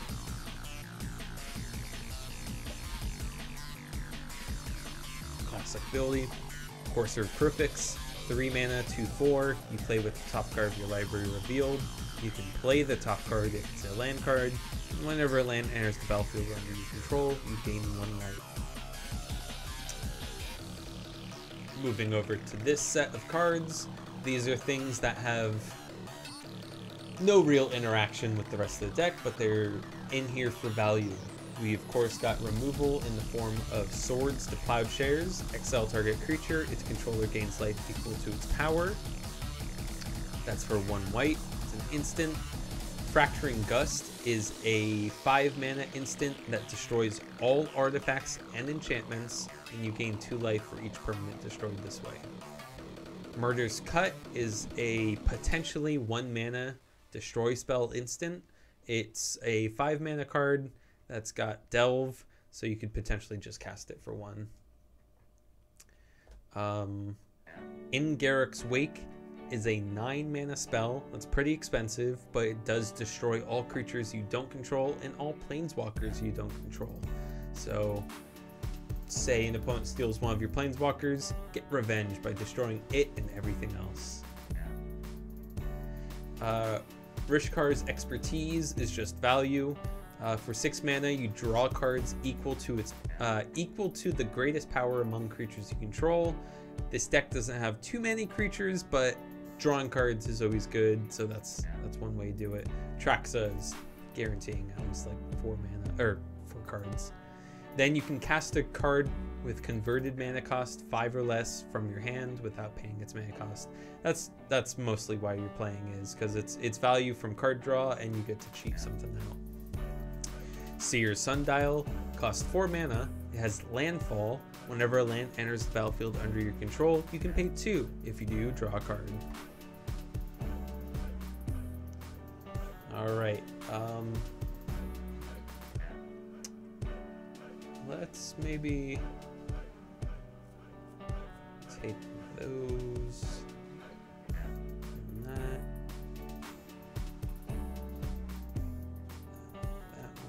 That one.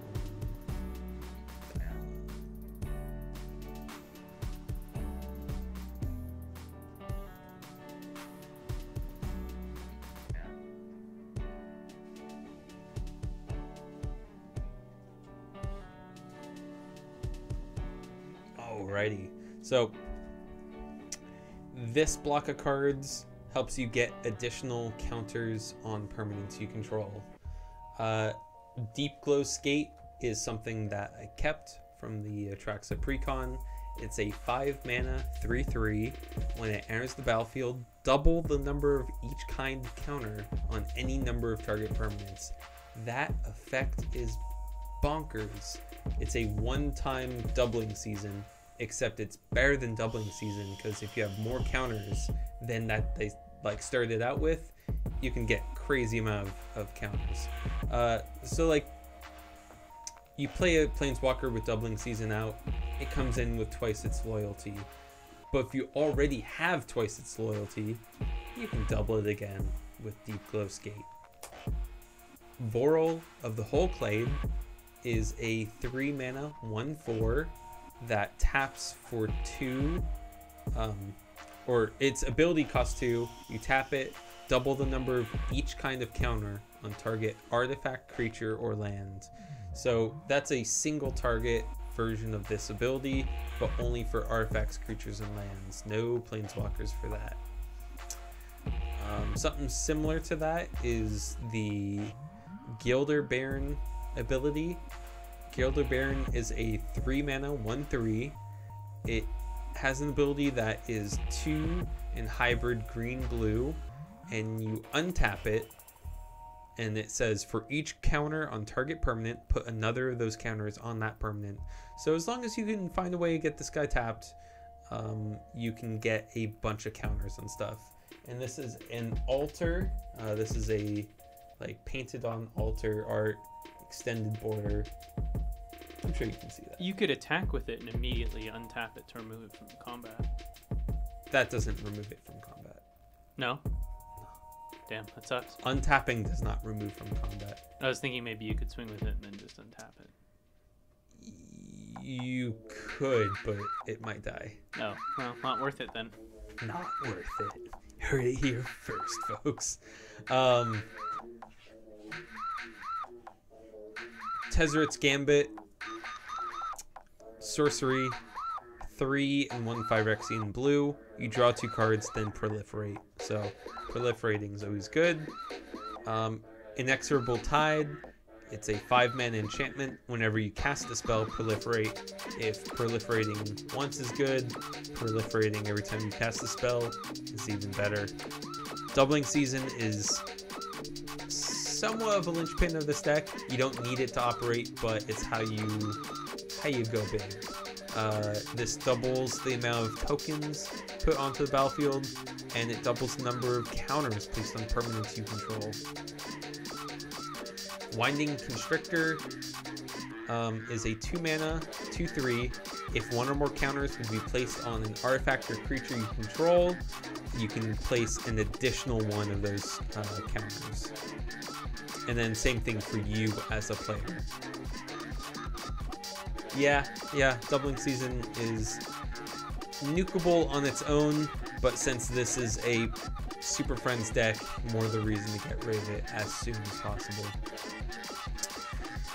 Corpse Jack Menace, 4 mana, 2/2, or sorry, 4 mana, 4/4, so it's got a decent body already. If one or more +1/+1 counters will be placed on a creature you control, twice that many +1/+1 counters are placed on it instead. So that's a sweet doubling ability. Hardened Scales adds an additional counter if a +1/+1 counter would be placed on a creature you control. And Contagion Engine is a 6-mana artifact. When it enters the battlefield, put a -1/-1 counter on each creature target player controls. So that's one way to get rid of a bunch of weenies, but then you proliferate and you can choose those -1/-1 counters and make another -1/-1 counter. And with Atraxa's ability to proliferate, you can use that ability to start wiping one opponent's field with those -1/-1 counters. For 4 and tap Contagion Engine, you proliferate, then proliferate again. It's a sweet ability. Has one of my favorite bits of rules text where it tells you to do everything it tells you to do. Then at the end it says, then do it again. This and Maelstrom Wanderer both have that. And I think 1 or 2 other cards. And they just made a card recently. It explores, then explores again, but they used a different wording, so I feel like they updated like whatever the rule is for that. But yeah, one of my favorite bits of little rules text. Then do it again. We got a butt ton of +1/+1 counter stuff. So let's go through that.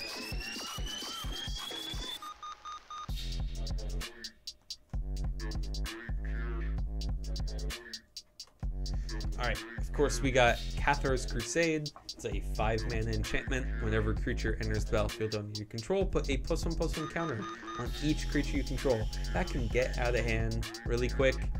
Probably too much math for our stream since we're usually pretty drunk. I played this deck at the end of the night. That's probably a bad idea after a night of drinking and playing Magic, but it's fun. It's fun. It's fun. It's a lot of math, but it's fun. Necropolis Regent is a 6/5 for 6. It's got flying. This is a sweet ability, and I liked it since I think I cracked the pack with this from Return to Ravnica. Necropolis Regent says, whenever a creature you control deals combat damage to a player, put that many +1/+1 counters on it. You're essentially doubling your creatures each combat. And then with all these things that do add an additional +1/+1 counter, the creatures in this deck are going to get big quick. Prime Speaker Zegana is a 6 mana 1/1, but it rarely comes into play as a 1/1. It enters the battlefield with X +1/+1 counters on it, where X is the greatest power among other creatures you control. Then you draw that many cards, or rather you draw cards equal to its power. With stuff that adds additional +1/+1 counters, you could only say you have Atraxa out.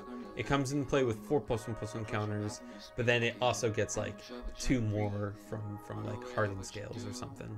So you could easily draw a bunch. Wall of Limbs is a little unique. I wouldn't say pet card just because I don't use it in a lot of things, but this is definitely like a corner case card that not many people use. It's a Defender 0/3 for 3. It says whenever you gain life, put a +1/+1 counter on that. So each life gain trigger, put a +1/+1 counter on it. Then for 5 and 2 black, sack it. Target player loses X life, where X is its power.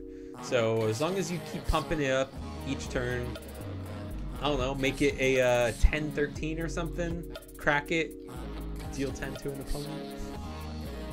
Drana, Liberator of Malakir, is a 3 mana 2/3 flying first strike. That's pretty sweet on its own, but it also says whenever it deals combat damage to a player, put a +1 counter on each attacking creature you control. So if you have no other first strikers, this deals combat damage to a player first as long as it's not blocked, and then all those other creatures without first strike that are coming in for face, they are coming in 1 power stronger. Gave, Guru of Spores, is a 5 mana fungus shaman. He enters the battlefield with 5 +1/+1 counters. For 1 mana, remove a +1/+1 counter from him. You get to create a Saproling, a 1/1 Saproling. For 1 mana and sack a creature, put a +1/+1 counter on target creature. With Gave and Doubling Season and enough mana, I don't have sack outlets, but if I did, if I had like Ashnod's Altar, you're generating 2 mana. You can go infinite with him, Doubling Season, and Ashnod's Altar, because you pay 1, remove a +1/+1 counter, create 2 1/1 tokens if you have Doubling Season out, two token creatures. You sack one of them to generate 2 mana. You use 1 of that mana to pay for this ability. You sack that creature, put 2 +1/+1 counters on him, and use the floating mana to use his first ability again. And then you overall you net 1 1/1 creature, and you net 1 mana +1/+1 counter. Well, you still get the 1 mana out of it. No, so wait. If you have Ashnod's Altar, you're getting you're sacking Ashnod, get 2 mana. The first one's to sack the other. Oh, I get what you're 1/1, saying. Yeah. and then pay for the first ability again. So you need 1 mana to initiate it. But after that, you're netting no new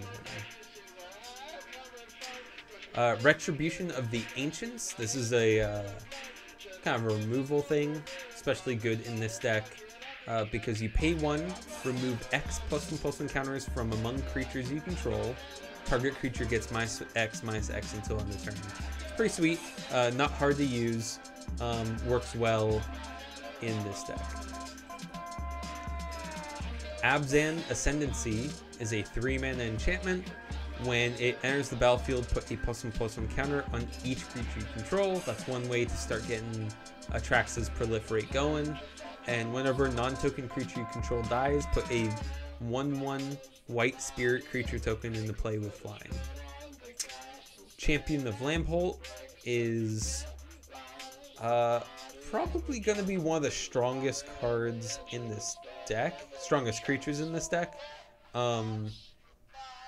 because it gets a +1/+1 counter whenever another creature enters the battlefield under my control, and creatures with power less than it can't block it. Sorry. Oh, yeah. I forgot it's a mass effect.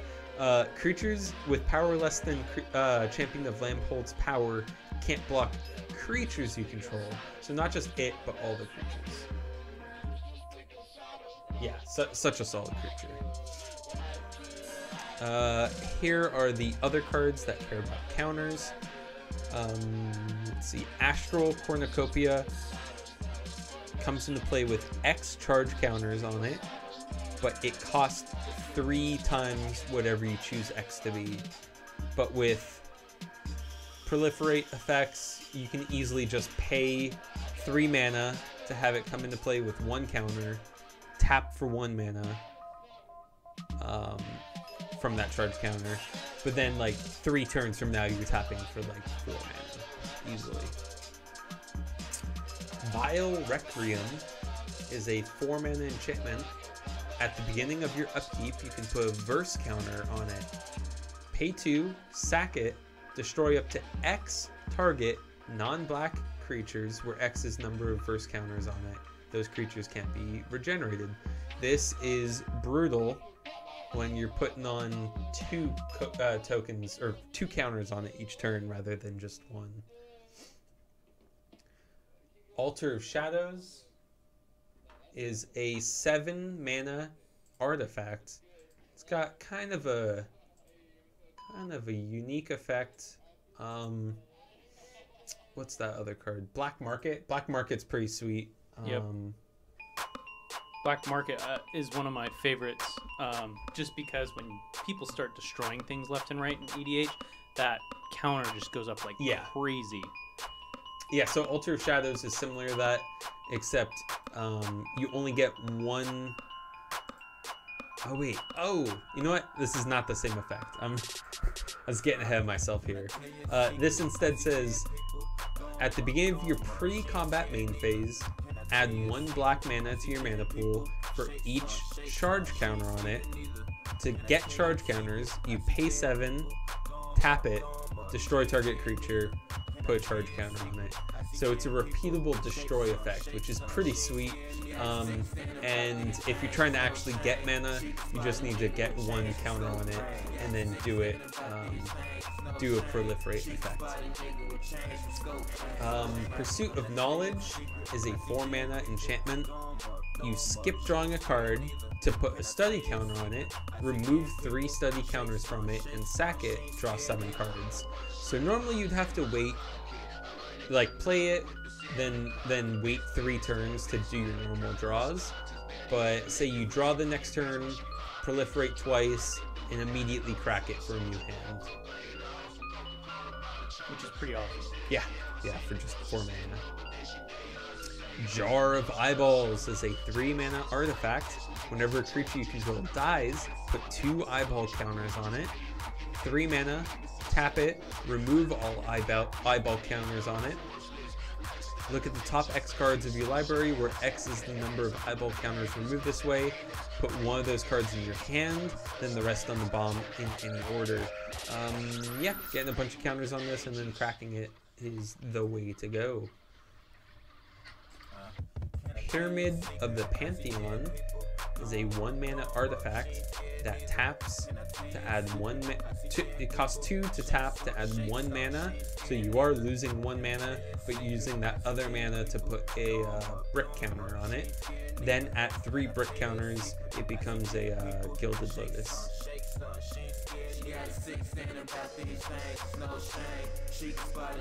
Darksteel Reactor. My first version of Atraxa did not include this, but it's such a silly card, I decided to include it. Darksteel Reactor is a 4 mana indestructible artifact. You can put a charge counter on it at the beginning of your upkeep. and at 20 or more charge counters, you win the game. So that's either 20 turns in a regular game, or like 10 in Atraxa. Which is pretty hot. Yeah. These two care about counters. This is one of the storage lands.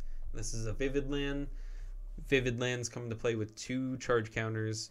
Remove a charge counter, tap for any color. As long as you keep those counters on it, keep adding counters, you can turn it into a command tower. Which is pretty awesome. Yeah. Especially considering the color base that you're working with. Yeah, it's 4 colors. You kind of need all those colors. You definitely make options for yourself, which is really important in a lot of decks like this. Yeah.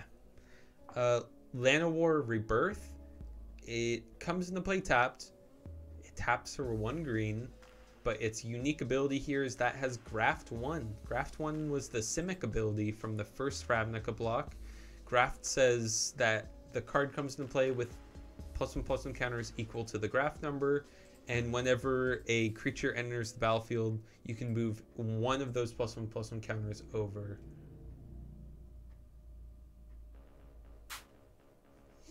Let's see if I have any other cards that care about counters.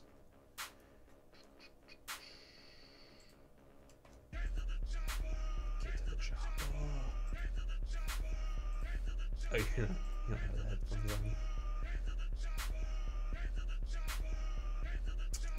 Alright. A couple of these other lands do care about counters in some way. Opal Palace costs 1 to activate its second ability.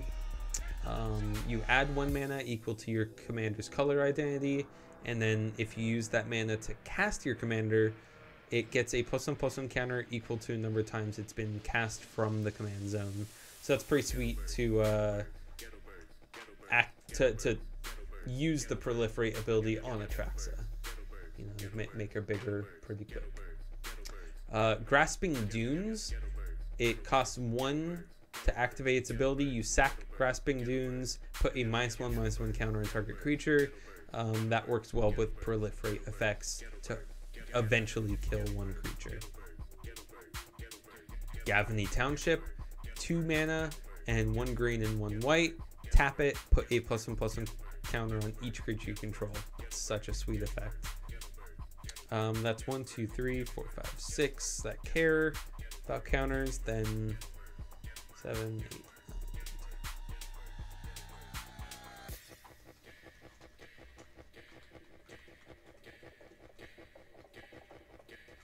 All right, this deck's running 37 lands. It is a little light on the ramp side, so 37 is probably a good spot, especially since this is a 4-color deck.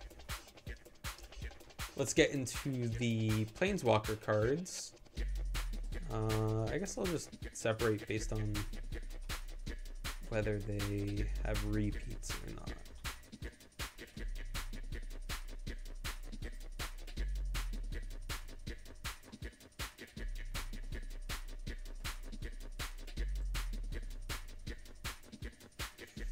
All right, and I do have more. I think I have 1 other Johnny that's not in here, and I have every other Nissa, but those other Nissas are in my Living Lands deck, since they do turn lands into creatures. Let's see. Vraska the Unseen is a 5 mana Planeswalker that comes with 5 loyalty counters. Its +1 says until your next turn, whenever a creature deals combat damage to Vraska, destroy that creature. It's probably never going to happen in EDH. But that -3 ability is pretty sweet. Destroy target non-land permanent. Then Vraska's ultimate, if you activate it, then hey, Patrick, what's up? Phantom, also thank you for joining us. I don't think I said hi earlier. I didn't see your I didn't see you say hi, so hi, how's it going? Yeah, no Teferi in this deck because I'm garbage and this is a casual deck. Definitely not built to be you know, all that good. This is a little restricted because we do play casual. I'm not trying to like make it super effective. Ultra crazy. Yeah. So, but Vraska's ability, ultimate ability, if you have, of course, doubling season, you can activate at the same turn. It's a -7. Put 3 1/1 black assassin creature tokens onto the battlefield. Those tokens have, whenever they deal combat damage to a player, that player loses the game. So, I don't know, corner case of getting off a unique ability. Obnixless Reignited, cost 5. It has 5 starting loyalty. His excuse me.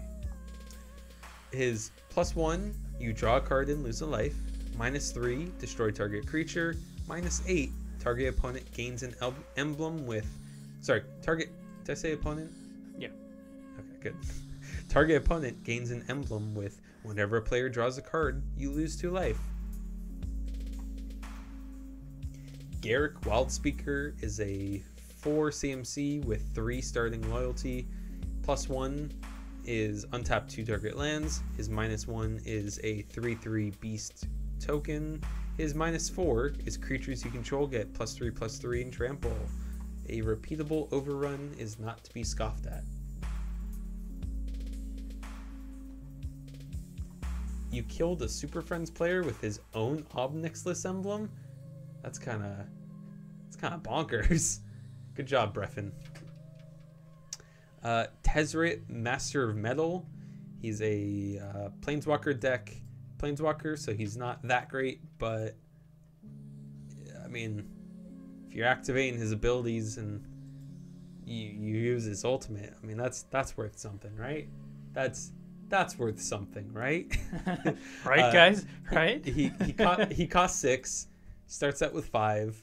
He +1s to reveal cards from the top of the library until you reveal an artifact card. You put it into your hand, the rest go on the bottom.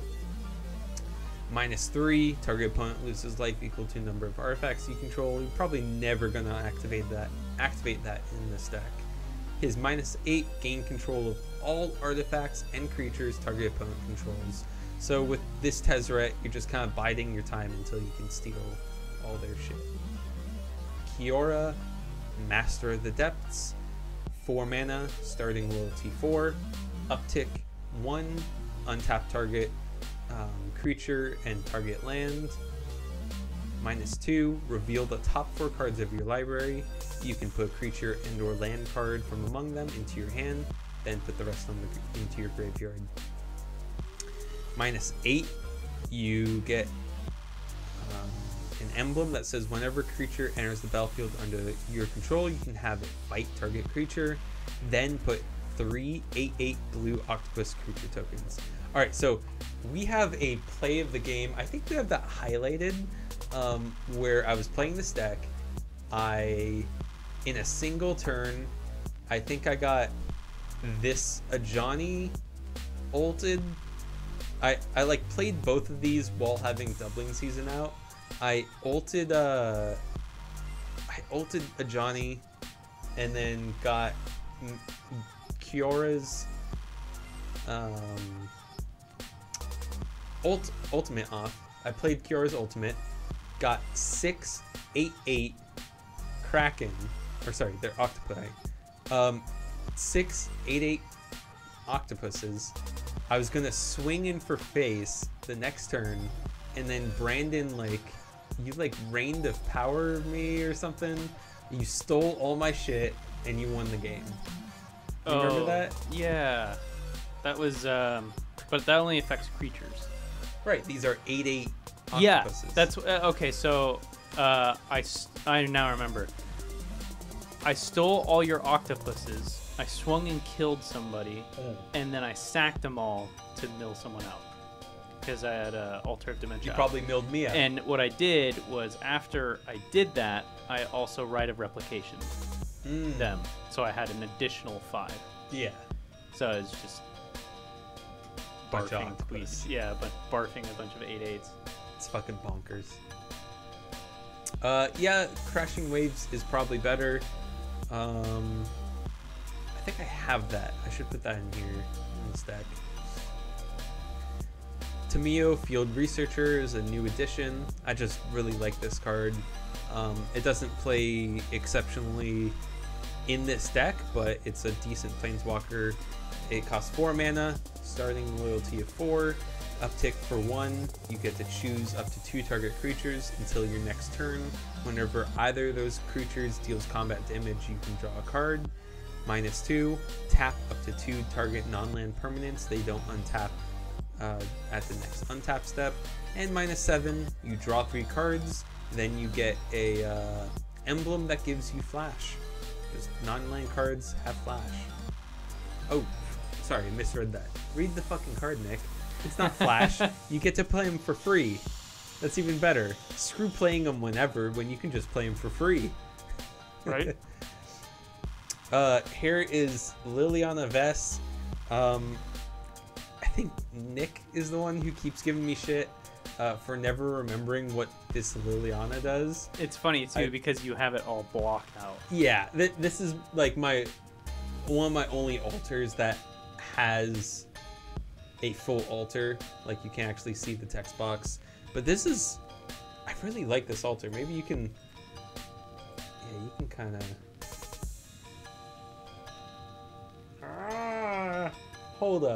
Hold up, yeah.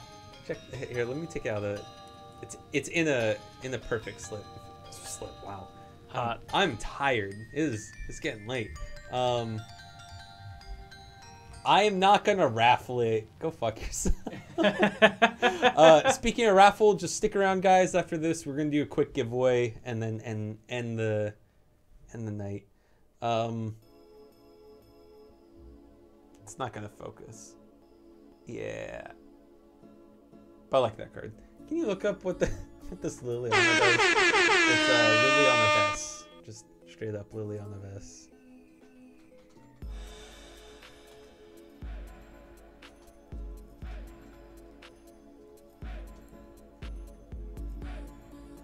Liliana.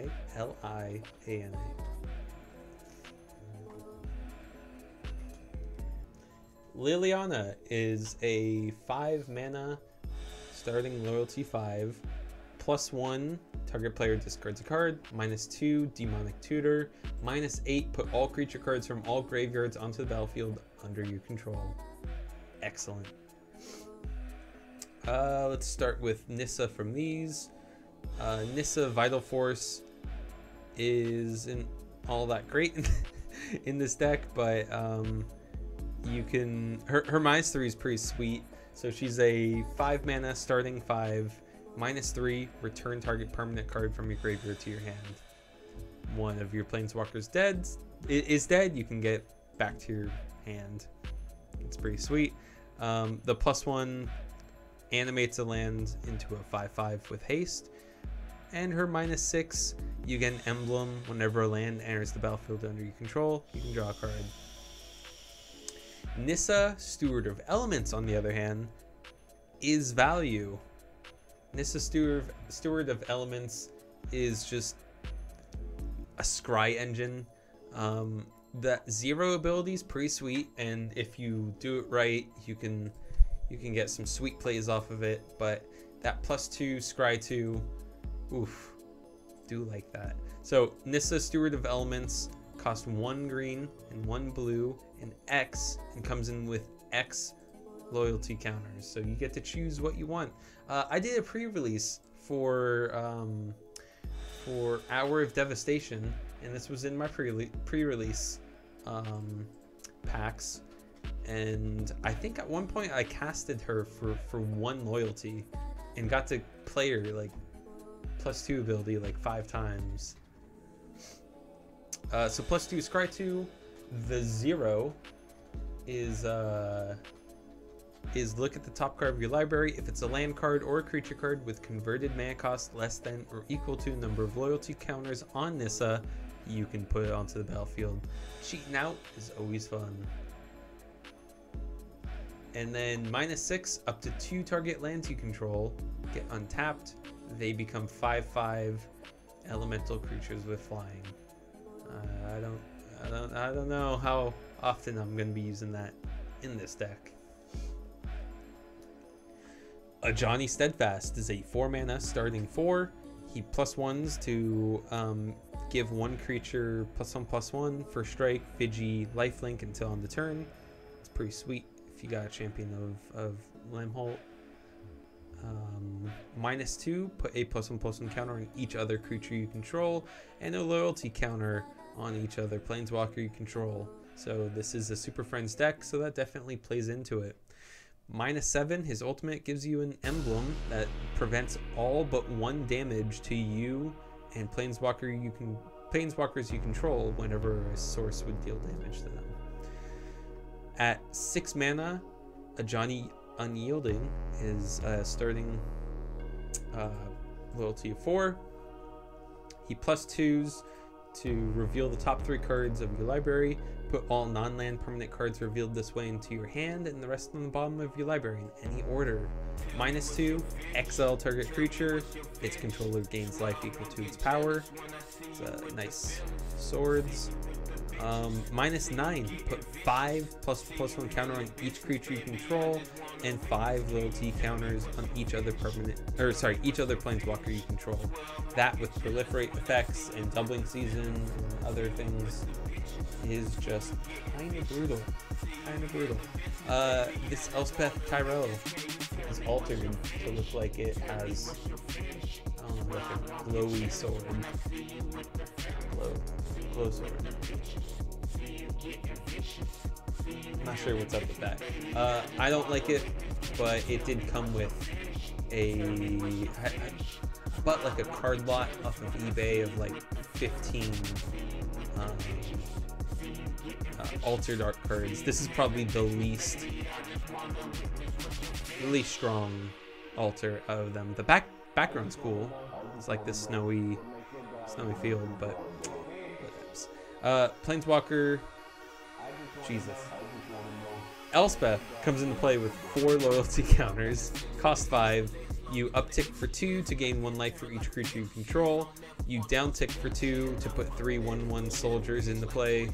And you -5 to destroy all other permanents except for lands and tokens. So with this Elspeth and some other cards in this deck, build up a field full of tokens, destroy everything, and then swing. Elspeth Sun's Champion is a 6 mana starting at 4, and you uptick for 1 to get 3 1/1 soldier tokens, -3 to destroy all creatures with power 4 or greater, and you -7 to get an emblem that gives your creatures +2/+2 in flying.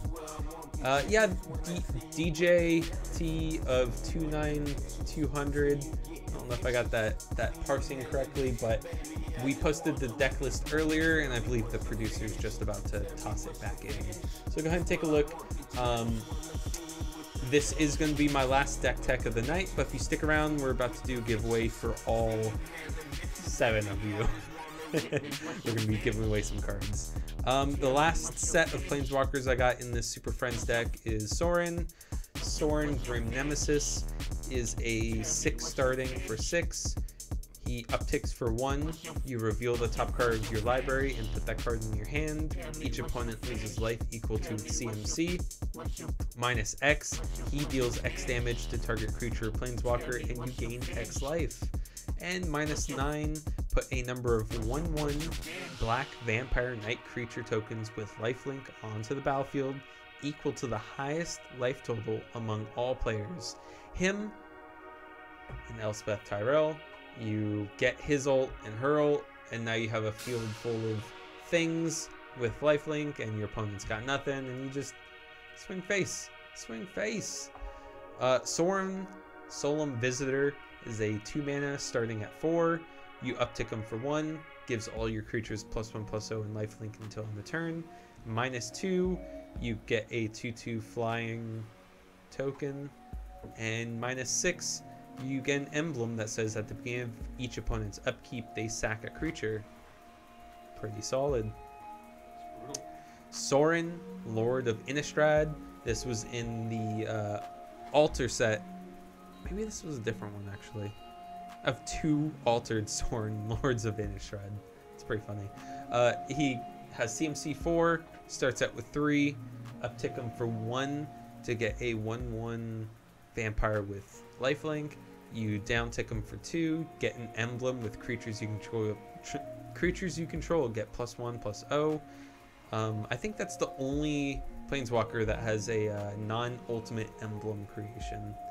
And then -6, destroy up to 3 target creature and or planeswalkers, and you return them onto your battlefield. That's pretty brutal. For just 6 loyalty, you get to steal either 3 planeswalkers or 3 high-value creatures. Alright, and all that's left is the Planeswalker Matters cards. In this, we have the Chain Veil. The Chain Veil says, at the beginning of your end step, if you didn't activate a loyalty ability of a Planeswalker this turn, you lose 2 life. Not gonna matter. This is a Super Friends deck, so you're keeping that life. And you're using the Chain Veil for its ability. You pay for, tap it. For each Planeswalker you control, you may activate one of its loyalty abilities once this turn, as though none of its loyalty abilities had been activated this turn. That's super powerful, helps your Planeswalkers get that much closer to getting their ultimate off. And we got a Johnny, Oath of a Johnny. God, I'm gonna wrap this up soon. I'm messing up words like none other. Oath of a Johnny is a 2-mana oath. He enters the battlefield, put +1/+1 counter on each creature you control, and planeswalker spells you cast cost 1 less to cast. Oath of Nissa enters the battlefield, look at the top 3 cards of your library. You can reveal a creature, land, or planeswalker from among them and put it into your hand. Then this lets you tap mana of any color to cast planeswalkers. Oath of Jace costs 3. He enters the battlefield, or it enters the battlefield. You draw 3 cards, discard 2. Then at the beginning of your upkeep, scry X, where X is the number of planeswalkers you control. And then these 3 cards are planeswalker searchables. Call of the Gatewatch lets you search for any one planeswalker and put it into your hand. That costs 3. Deploy the Gatewatch costs 6. Instead of searching, you look at the top 7 cards of your library, put up to 2 planeswalker cards from among them onto the battlefield. That's pretty sweet. Straight to the battlefield for 6 manas. Good for 1 planeswalker. Most of them cost like 5-ish on average, but you can get up to 2.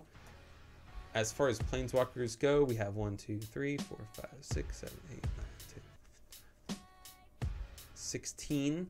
I think that was slightly higher until I took out some of the Nissa cards to put into my Living Lands deck. So I think soon-ish I'll add like 2 or 3 more, maybe get that up to 20, make it like a legitimate Super Friends deck. Jeru with Eyes Open is a 5-mana 4/3 with Vigilance. He enters the battlefield and lets you search for a planeswalker card and put it into your hand.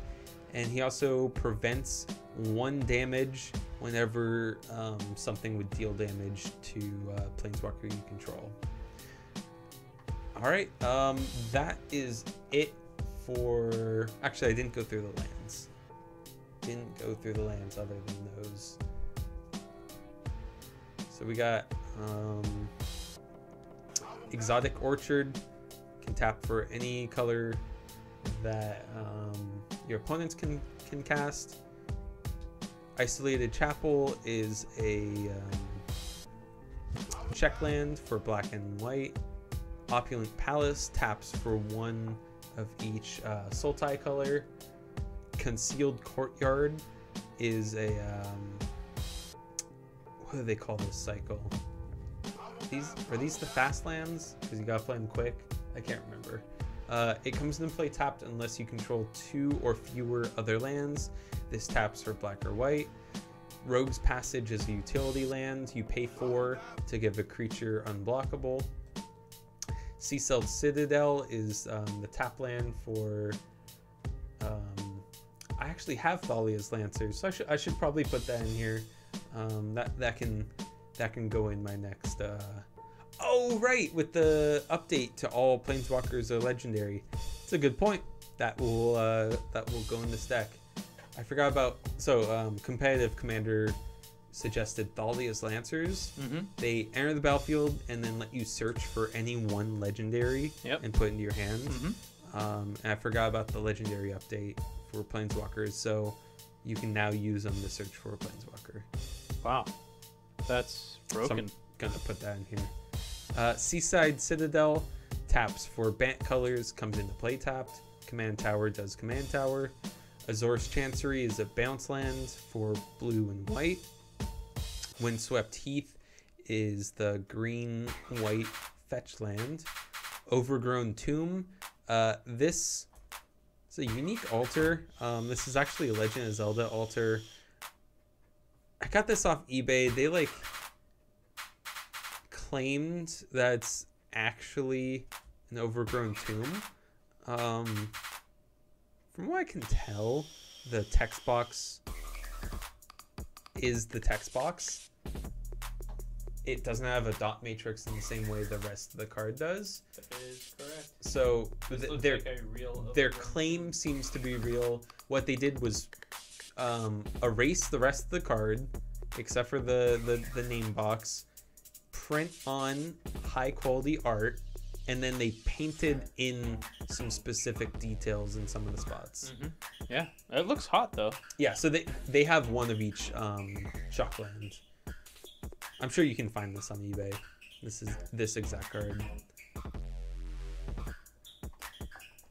Mana Confluence. You pay 1 life to add 1 of any color.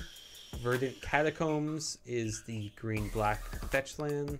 Cascading Cataracts is indestructible, taps for 1 colorless, or you can pay 5 to add 5 mana of any color. A combination of colors. Sungrass Prairie is a green-white filter land. Underground River is a black-blue pain land. Sandstep Citadel is the Abzan Tri-land. Dark Slick Shores is the... I'm pretty sure these are called fast lands. I can't remember. They come into play tapped unless you control 2 or fewer. Oh, yeah. Canopy Vista is the green-white Battleland. Scattered Groves is the green-white Cycle Land. Golgari Rot Farm is the green-black Bounce Land. Godless Shrine, black-white fetch, or not fetch, shock. Arcane Sanctum is the I'm blanking on the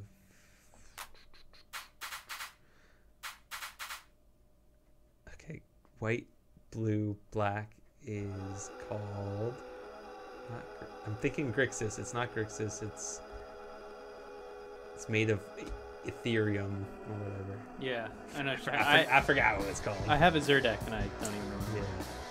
Yeah. Flooded Strand is the blue-white fetch. Temple Garden, shock for green and white. Shock for white and blues. Hollow Fountain. Esper. There we go. Thank you, Breffin. Yeah. Ooh, it's late. Yeah. We got pump up those numbers though. We got keep doing these every Thursday. Get our on the road to partnership. Right? Get our hours in. Temple of the False God taps for 2 colorless if you control 5 lands. Misty Rainforest is the green blue fetch. Blooming Marsh is the green black fast land. Vault of the Archangel is one of the utility lands from the Innistrad block. It taps for 2, 1 white, 1 black. It taps to give all your creatures death touch and lifelink until end of turn. That's pretty sweet. It's pretty sweet.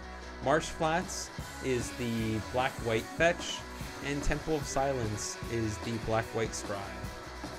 And like I said before, I think that was before I actually did this deck tech, Atraxa intentionally has no basics. It's the way I've kind of reined in this deck. to keep it kind of in the spirit of casual. Kind of rein it back by having no basics, make it a little bit harder to actually cast stuff.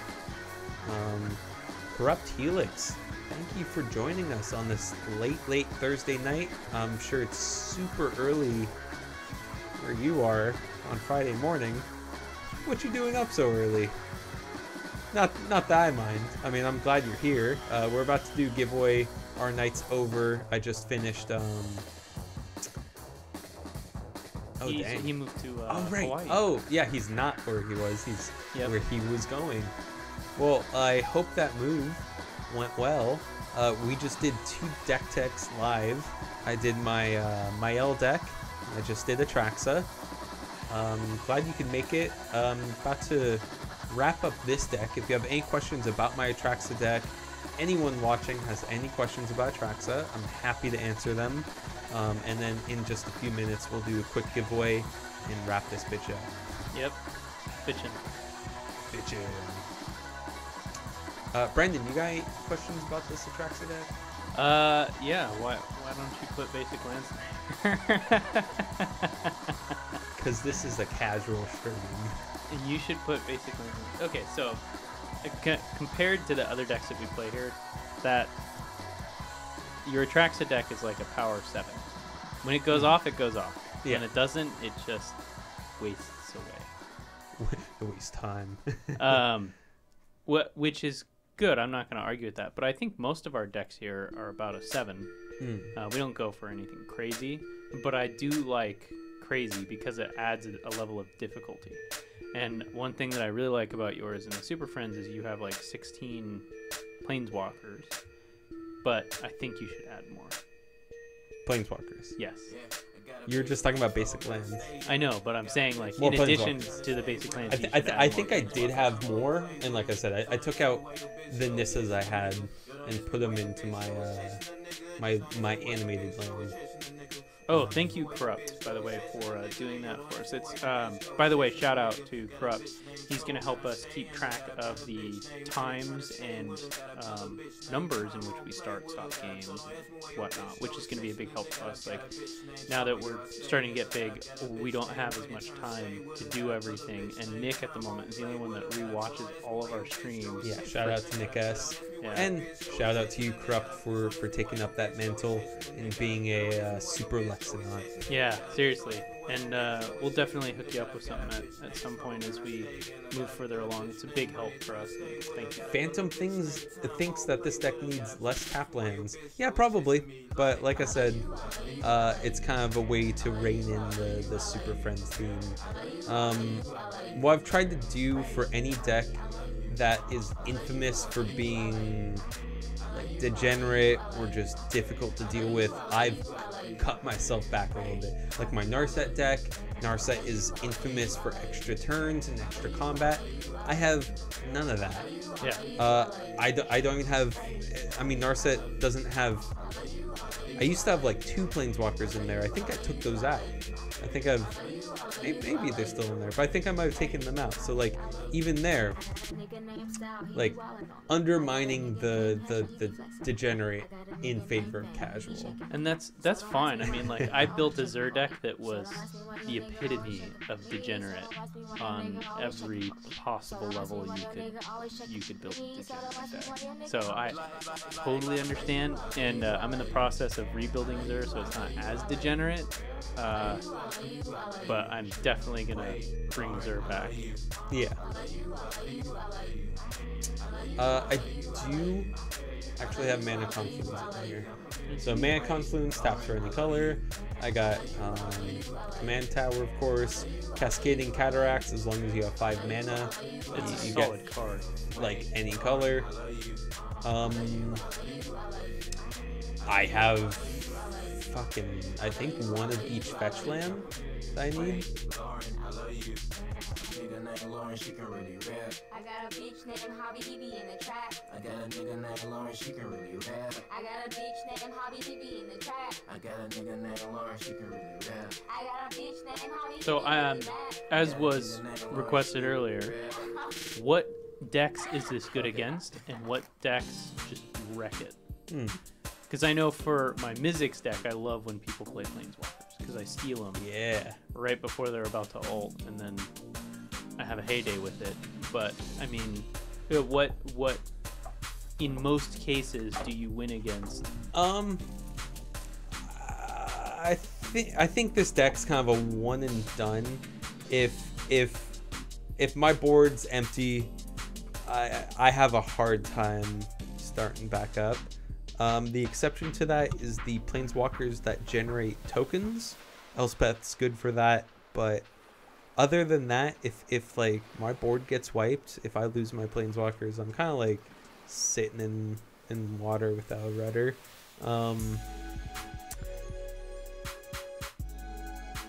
While at the same time, I think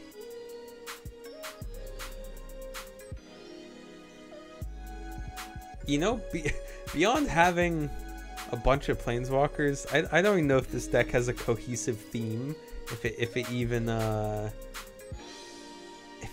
can do much beyond just being big and ugly. Like there's only like 10 creatures in here. 1, 2. I can tell you right now, you only have 14 creatures. See, so other than the Planeswalkers, I'm not gonna have much on. Oh well, wow. Thanks, Corrupts. Sounds like he's Ooh, thank you. He's making. That's awesome. Making thank you claims for us. Sounds so sweet. Yeah. I'm sure they might be happy with that. Some kind of sponsorship. We'll see. We did contact them a year ago before they were bigger, yeah. But with the mass drop releases and everything, I think they're in a pretty good position. He's probably going to be expanding his employee base, including more people in his company, and that I mean, he's got a little extra money kick our way, and we go, hey, we like your shit, because we do like your shit. Yeah, I think out of the 6 hosts, all of us have a REP gaming box of some sort. Yeah. Some of us have multiple, which is pretty sweet. I know Johnny has like 3, I think.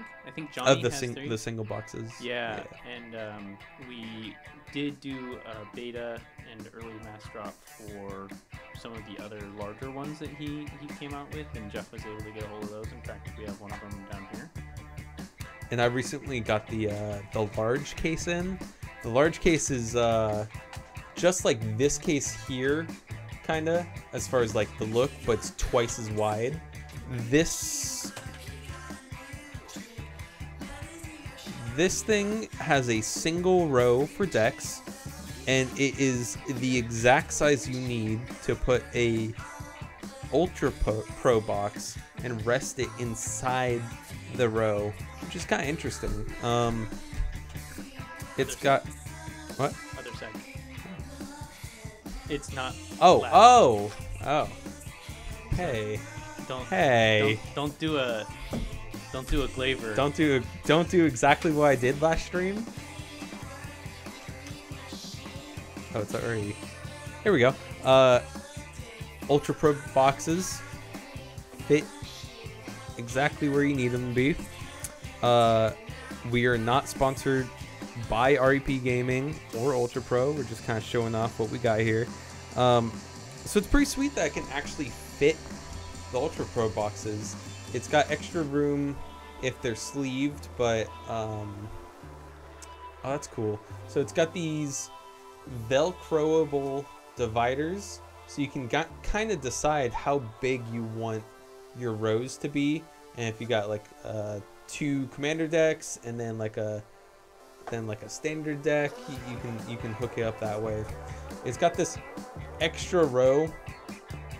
Perfect room for stuff. Actually, yeah. Let's test that out. Nice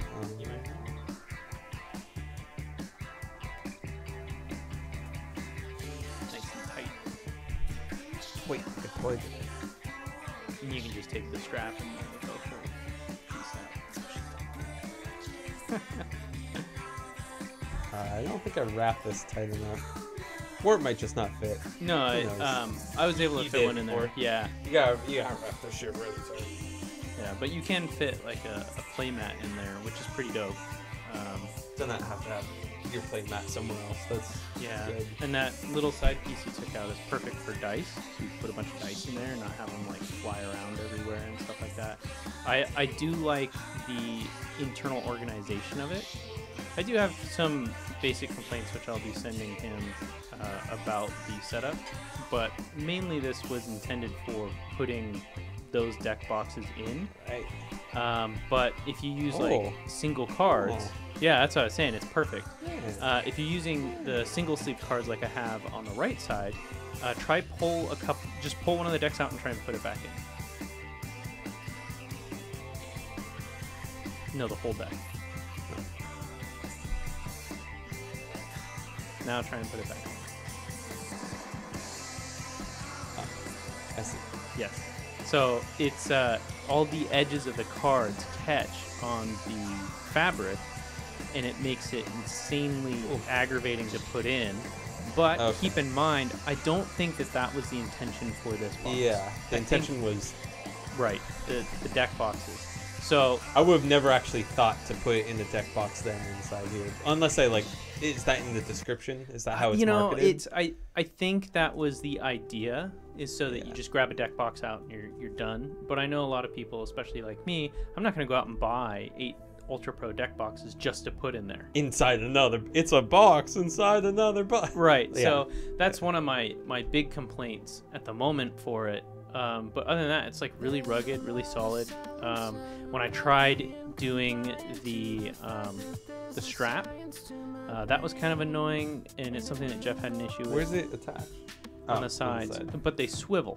So if you're changing position, they will move on you, and it becomes a little bit aggravating to deal with if you're changing position. It needs like a smaller hook space. I think it needs a anchored position. So you can. So now try and rotate that. No, rotate it. No. No. Turn it. Like you're turning a key. Oh, shit. Oh, that's probably not intentional. It's probably not tight enough. Yeah, or it's made... I feel it. At least enough. So what happens is when you're wearing a strap, it can rotate on you, and it gets a little bit annoying. Yeah. It's not like the worst thing on earth, but it does get a little bit annoying. All right, and the box I have is kind of a little less functional than this, because this comes with a strap. It looks and probably carries mobilely, like this is something you're going to bring around with you from place to place. The thing I got was the large deck case. Maybe not even deck case. Do we have an image? I don't think we have an image of it. If you check out last stream, you can probably see me. I spilt all my cards at no direct fault of the case itself. I was just kind of... The stream was starting. I was like, oh, let me clear my thing. And I like picked up the box and it wasn't latched. I forgot to latch it. That was user error. That was not design error. User error. I picked up and my whole deck box just went... Bleh, and it had like... Let's see. It has 3 rows. Each row probably can fit 1,000 cards. That was probably about 3,000 cards that spilt, like, all over the table. Jumbled. It was okay for the most part. A lot of them kind of spilt together, so I was able to, like, but yikes. So watch out for that. If you get the big box, always latch your shit. You get the little box, always latch your shit. That's right. So REP Gaming, if you're watching, if you're out there, we think your stuff's pretty dope. We hope you sponsor us. If you don't, no hard feelings, but we hope you do. Yeah, we definitely do push your guys' product. For our 24-hour stream, we gave away REP Gaming single deck box. Yeah. Those matted commander boxes are pretty sweet. Yeah. They are. I like it more than the metal ones. The metal ones have utility. What I would love to do, and it's something that, you know, is further on down the line, I would like to make, after you do the sleeves? Yeah, long after I do the sleeves, is to make a Kydex deck box. Kydex, what's that? So Kydex is a polymer material that is used typically to holster guns, and it's form fit. The benefit of Kydex is it's flexible but durable, and if it's dropped, it's not going to shatter. So it's really, really form fitted, which is what makes it a real big benefit when using holsters and stuff like that. But I think it would be really cool to make a deck box out of Kydex because they are a little bit flexible. Didn't realize that mic was on. But it makes it so that when you drop it, it's not as damaging to the box itself, right? So like with the Ultra Pro little plastic ones, if you drop an Ultra Pro little deck box, like your cards take the beating instead of the box, really. And with the REP Gaming ones, the box takes the beating, but your cards are fine. Yeah. I would like to find something that's like kind of in between. Like Kydex flexes enough that, you know, it's not going to leave a massive dent if you drop it, as well as, you know, it's going to protect your cards and not wreck them in the process. Or like these Ultra Pro plastic ones that you have here, you drop one of those and it cracks the plastic, it's done. You know what I mean? So I would love to kind of make something myself, but, you know, way future down the line.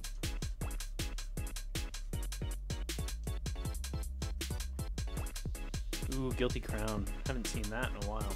If I ever get a arm from the future, that's what I want. All right, so is it giveaway time? Yeah. All right. We got 5 people here. Are they all regulars? Let's see. We have Competitive Commander, Corrupt Helix, DJ TOF 29200. DJ, you've been with us all night. Yeah. I am the Naysayer. Ooh. Mr. Mr. JIKK. Oh, that's the dude who's been with us the whole time. He hasn't piped up, so maybe he's just lurking.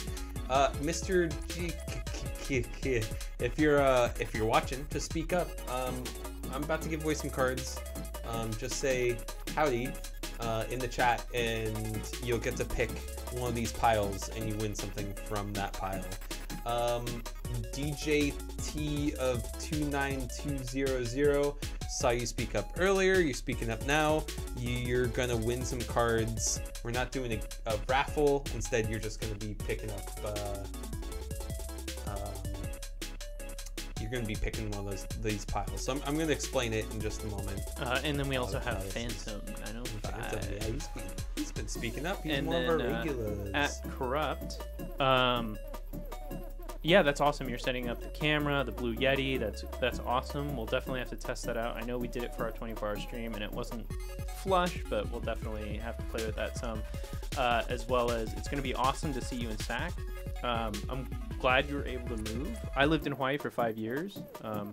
It's a lot of fun, and it's great. So I think you're in a great place.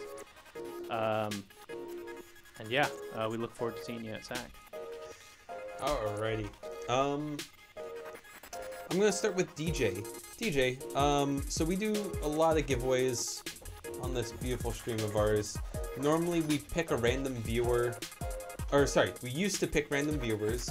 Then we initiated a points system where people earn points by viewing our stream and use those points to bet on winners for our free-for-all games, or they can use points for things like entering giveaways.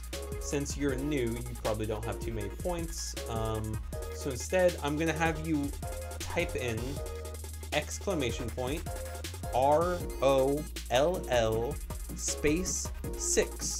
That's gonna roll a 6-sided dice, and that's gonna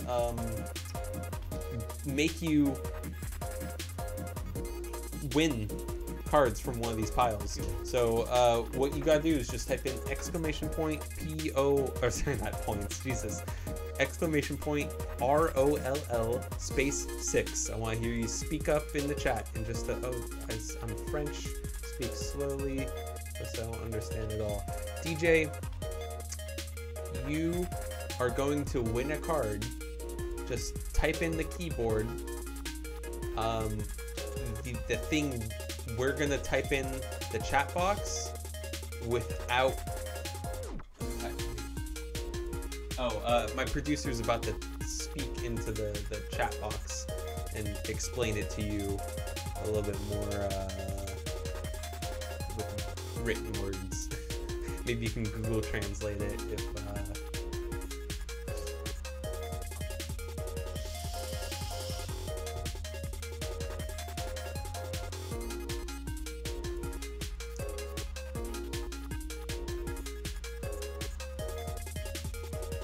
All you need to do to win one of these cards is type in exclamation point.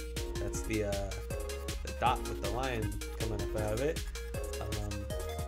Type exactly. Oh, except for the space. No space before roll. That's corrupt. Yeah. So exactly how MTG Lexicon just told you to do, but without the quote marks around it. Or how corrupt just did it without the space. Almost. DJ, just type in a space between roll and 6 and it will automatically do it for you. Like that.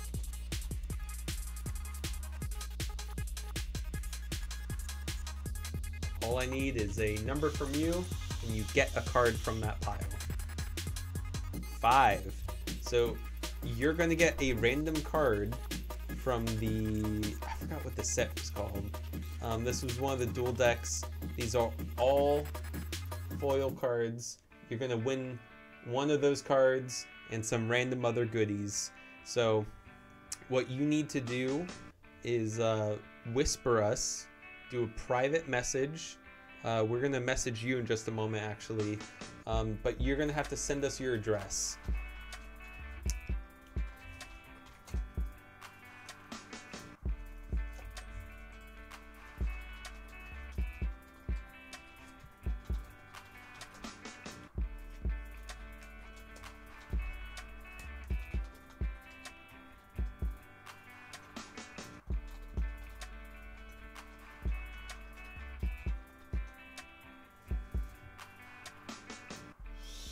Alright, so you just won that card. Competitive Commander. Since you just spoke up, how about you roll 1d6?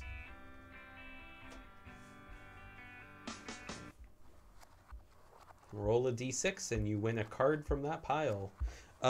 DJ, you won a Flames of the Blood Hand.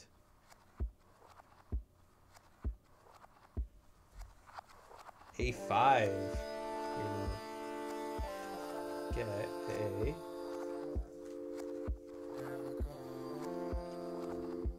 a Hammer of Bogarden. Phantom, go ahead and roll a d6. You're gonna win a card.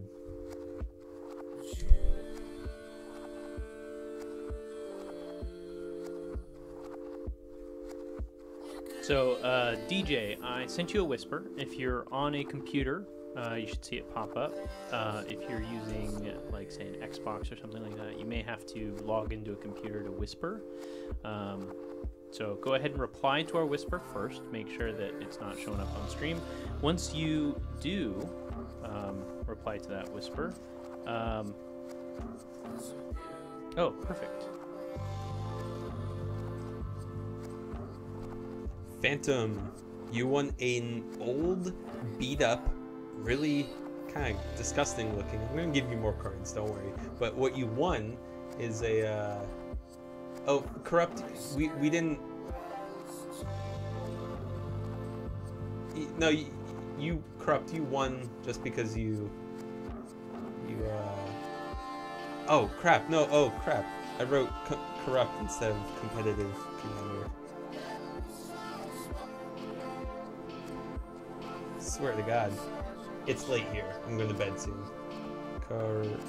Competitive.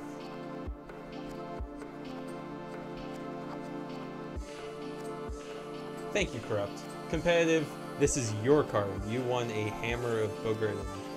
Phantom, you won a Brain Geyser. Target player must draw X cards. I'm going to give you a couple other cards, but this is an old, beat up Brain Geyser. Hopefully you like it. Looks like you're saying thank you, thank you.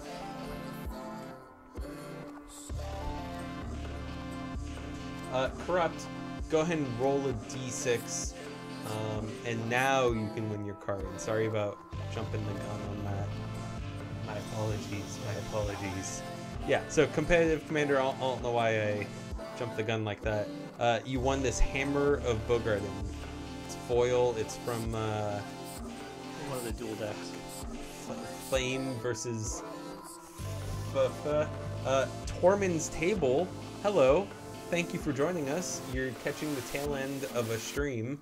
We're doing a giveaway right now. Corrupt Helix just won a random beat up old card. Hot. You won a Black Knight. Ooh. It's a 2/2 for 2, pro white, and it has first strike. DJ, you won a Flames of the Blood Hand. It's a 3-mana instant that deals 4 damage to a player. That damage can't be prevented, and that player can't gain life this turn. So, Corrupt, you won a beat up Black Knight. I'm going to go ahead and mark that down. Tormund's Table. Tormund. Is that a reference to Magic the Gathering? And thank you for the follow. Go ahead and roll a d6 and you get to win a card. Go ahead and, do you know how to do a roll? You just type in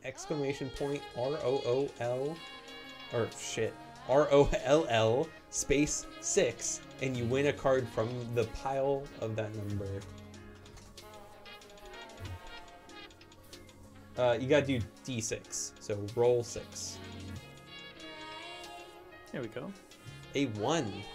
Alright, Tormunds, you are new to the stream, so you probably haven't seen our lovely token collection. These tokens are from OMA, Original Magic Art, where they use original art for Magic tokens, and also from Aaron Miller. Aaron Miller is a sweet Magic the Gathering artist, and I just absolutely love these goddamn tokens. These all have vibrant, very sweet art, and some of these are also Johannes Voss tokens. These tokens are always cute. This is a little broccoli. It's a elemental. It says, "I'm going to grow on you." It's hilarious. It's cute. So what you're gonna do is I'm gonna pick out 3 random tokens from this pile, and you're gonna get those. Probably other stuff too. I always just toss in extra cards with these packages. I bought shipping stuff yesterday. Everything but stamps I bought yesterday. I can pitch in on the stamps. Yeah, it's fine. So Tormod's Table, I just sent you a whisper. If you can reply to the whisper, it helps us make sure that none of your personal information goes up on the stream. This is very important to us, as well as making sure that your information isn't out there. So go ahead and reply to the whisper, and then this is how we're going to get your shipping information so that we can ship you the card. All right, and Tormund, you won a 1/1 Spirit, Haunting. You won an Elemental Shaman.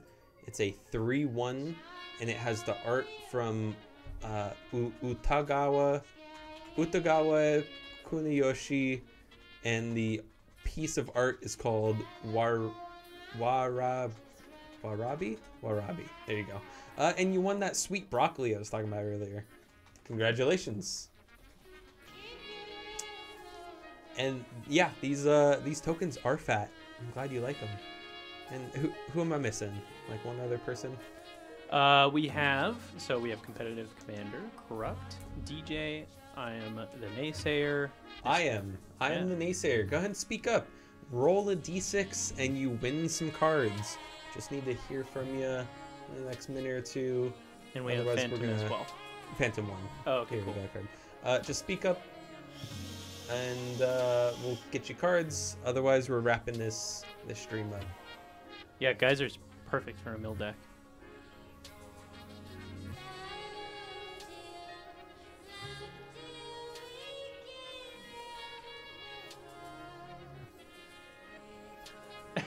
Thanks, Grub.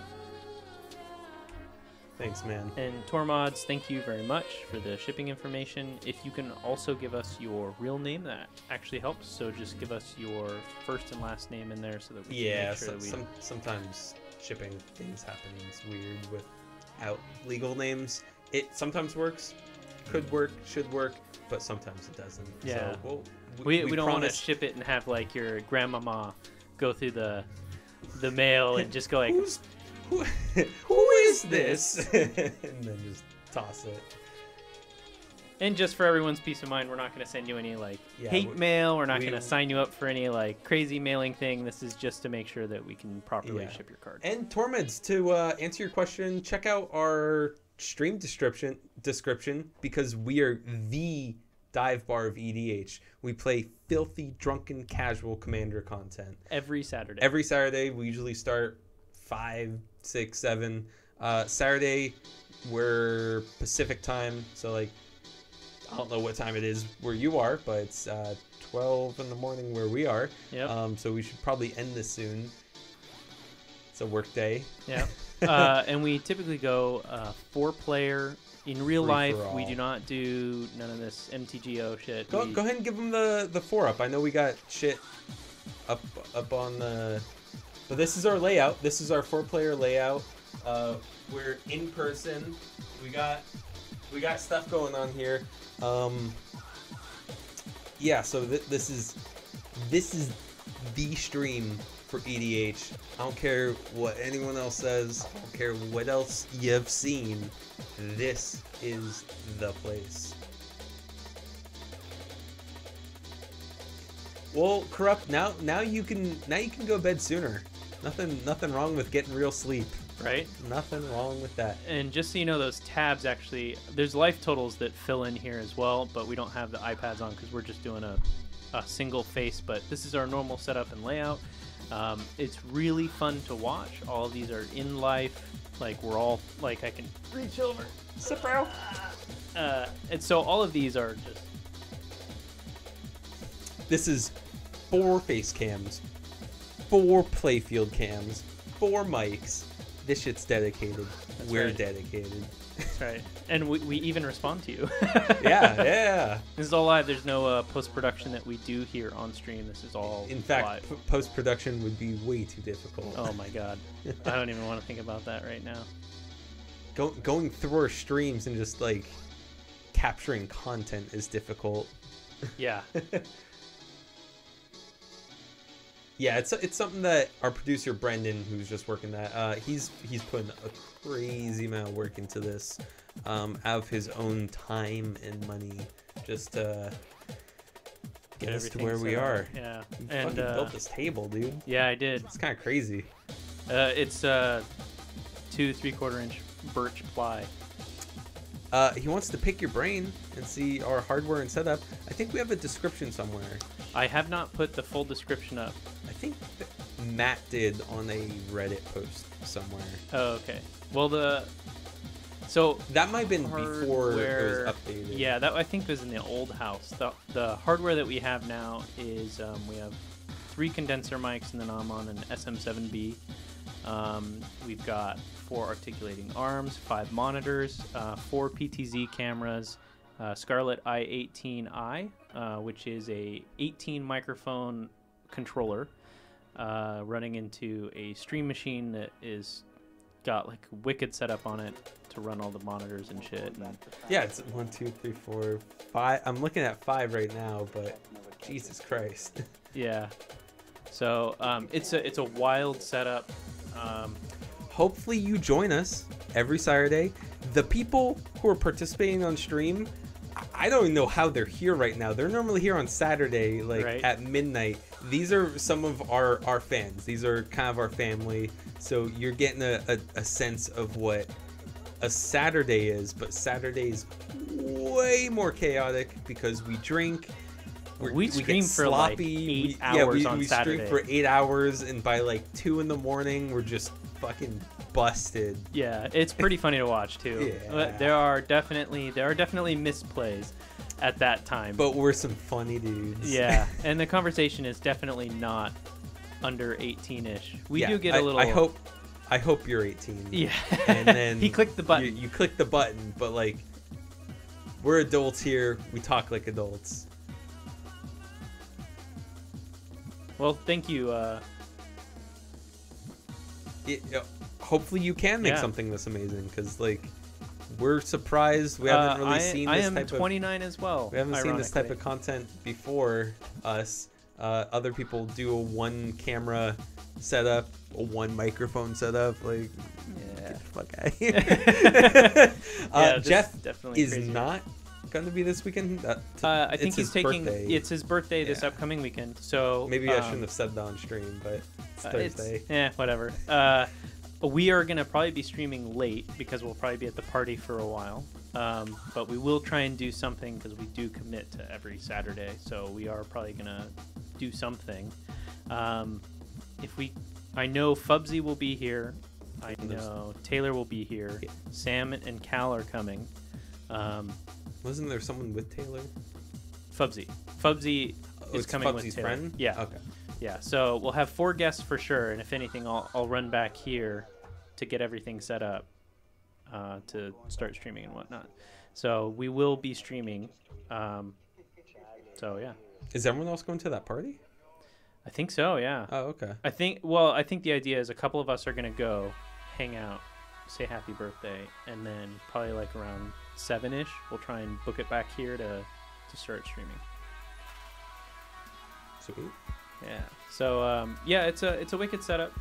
All the design aspects of it I made from scratch. So every bit of overlay that you see is done from scratch. I put over like 100 hours. Can you pull some of the commanders? Yeah. So I wrote a program that kind of goes along with all of this, which is kind of cool. I'll demo it for you right quick here. Let me just fix player 1.1 real quick. Okay, so as an example, pull up the program I have. I'll just do Nick G3. All right, I gotta fill this out. 2 seconds. So we do not by any means have every commander available, but we've done this thing where we take this outline of at least our favorite commanders and added them to the overlay. The commander itself appears on each other player's commander tracking icons. So this is what it looks like when we totally change it up. So if people do change their commander, it follows all of it. So let's say the Alesha player says, well, I want to run Felden, and someone says, oh, well, Krenko's my guy. And then we have the Ur-Dragon. We've got a ton of them. I'm just pulling some out of my ass right now, and we just do a quick update, and then it just blasts all of them. So hot. The iPads currently aren't on, but you think we should turn the iPads on just to show? It's semi work. Yeah. Okay. Yeah, just look at our archives. You can check out our cool shit with cool people. This is the cool shit. Corrupt. I think we're gonna have playmats once we get the Patreon up, right? Yeah. So once we get the Patreon up, I'm making playmats. Also, Paxton is making a playmat for us. He's actually drawing us a custom playmat from hand. So he's doing from scratch blank art, and he's making art, and he's going to have it professionally filled in with color, and then he's going to give it to us to make play mats out of it. Also, that photo I took of all of us like standing there, I'm going to do a comic trace over for it. Okay. And then I'm just going to draw in a bar and all that other shit. Sweet. It'll be pretty fun. All right, and so we got Patreon coming up soon, hopefully within the next few weeks. We're still kind of finishing up that a little bit, but yeah. Tell your friends, tell your mom, tell your friend mom, as the saying goes.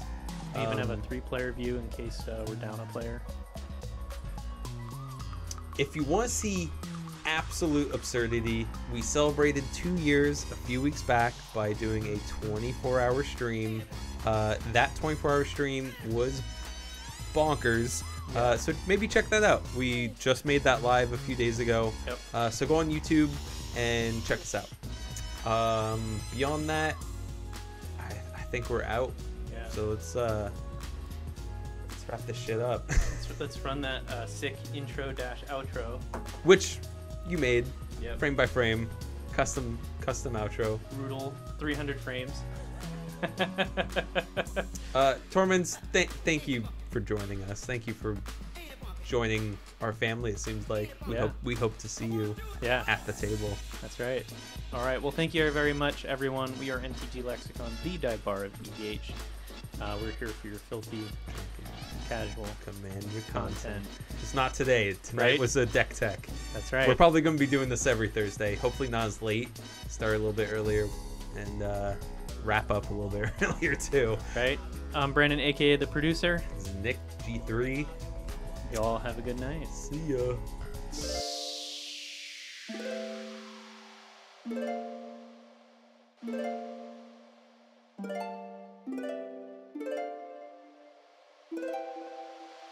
Yeah.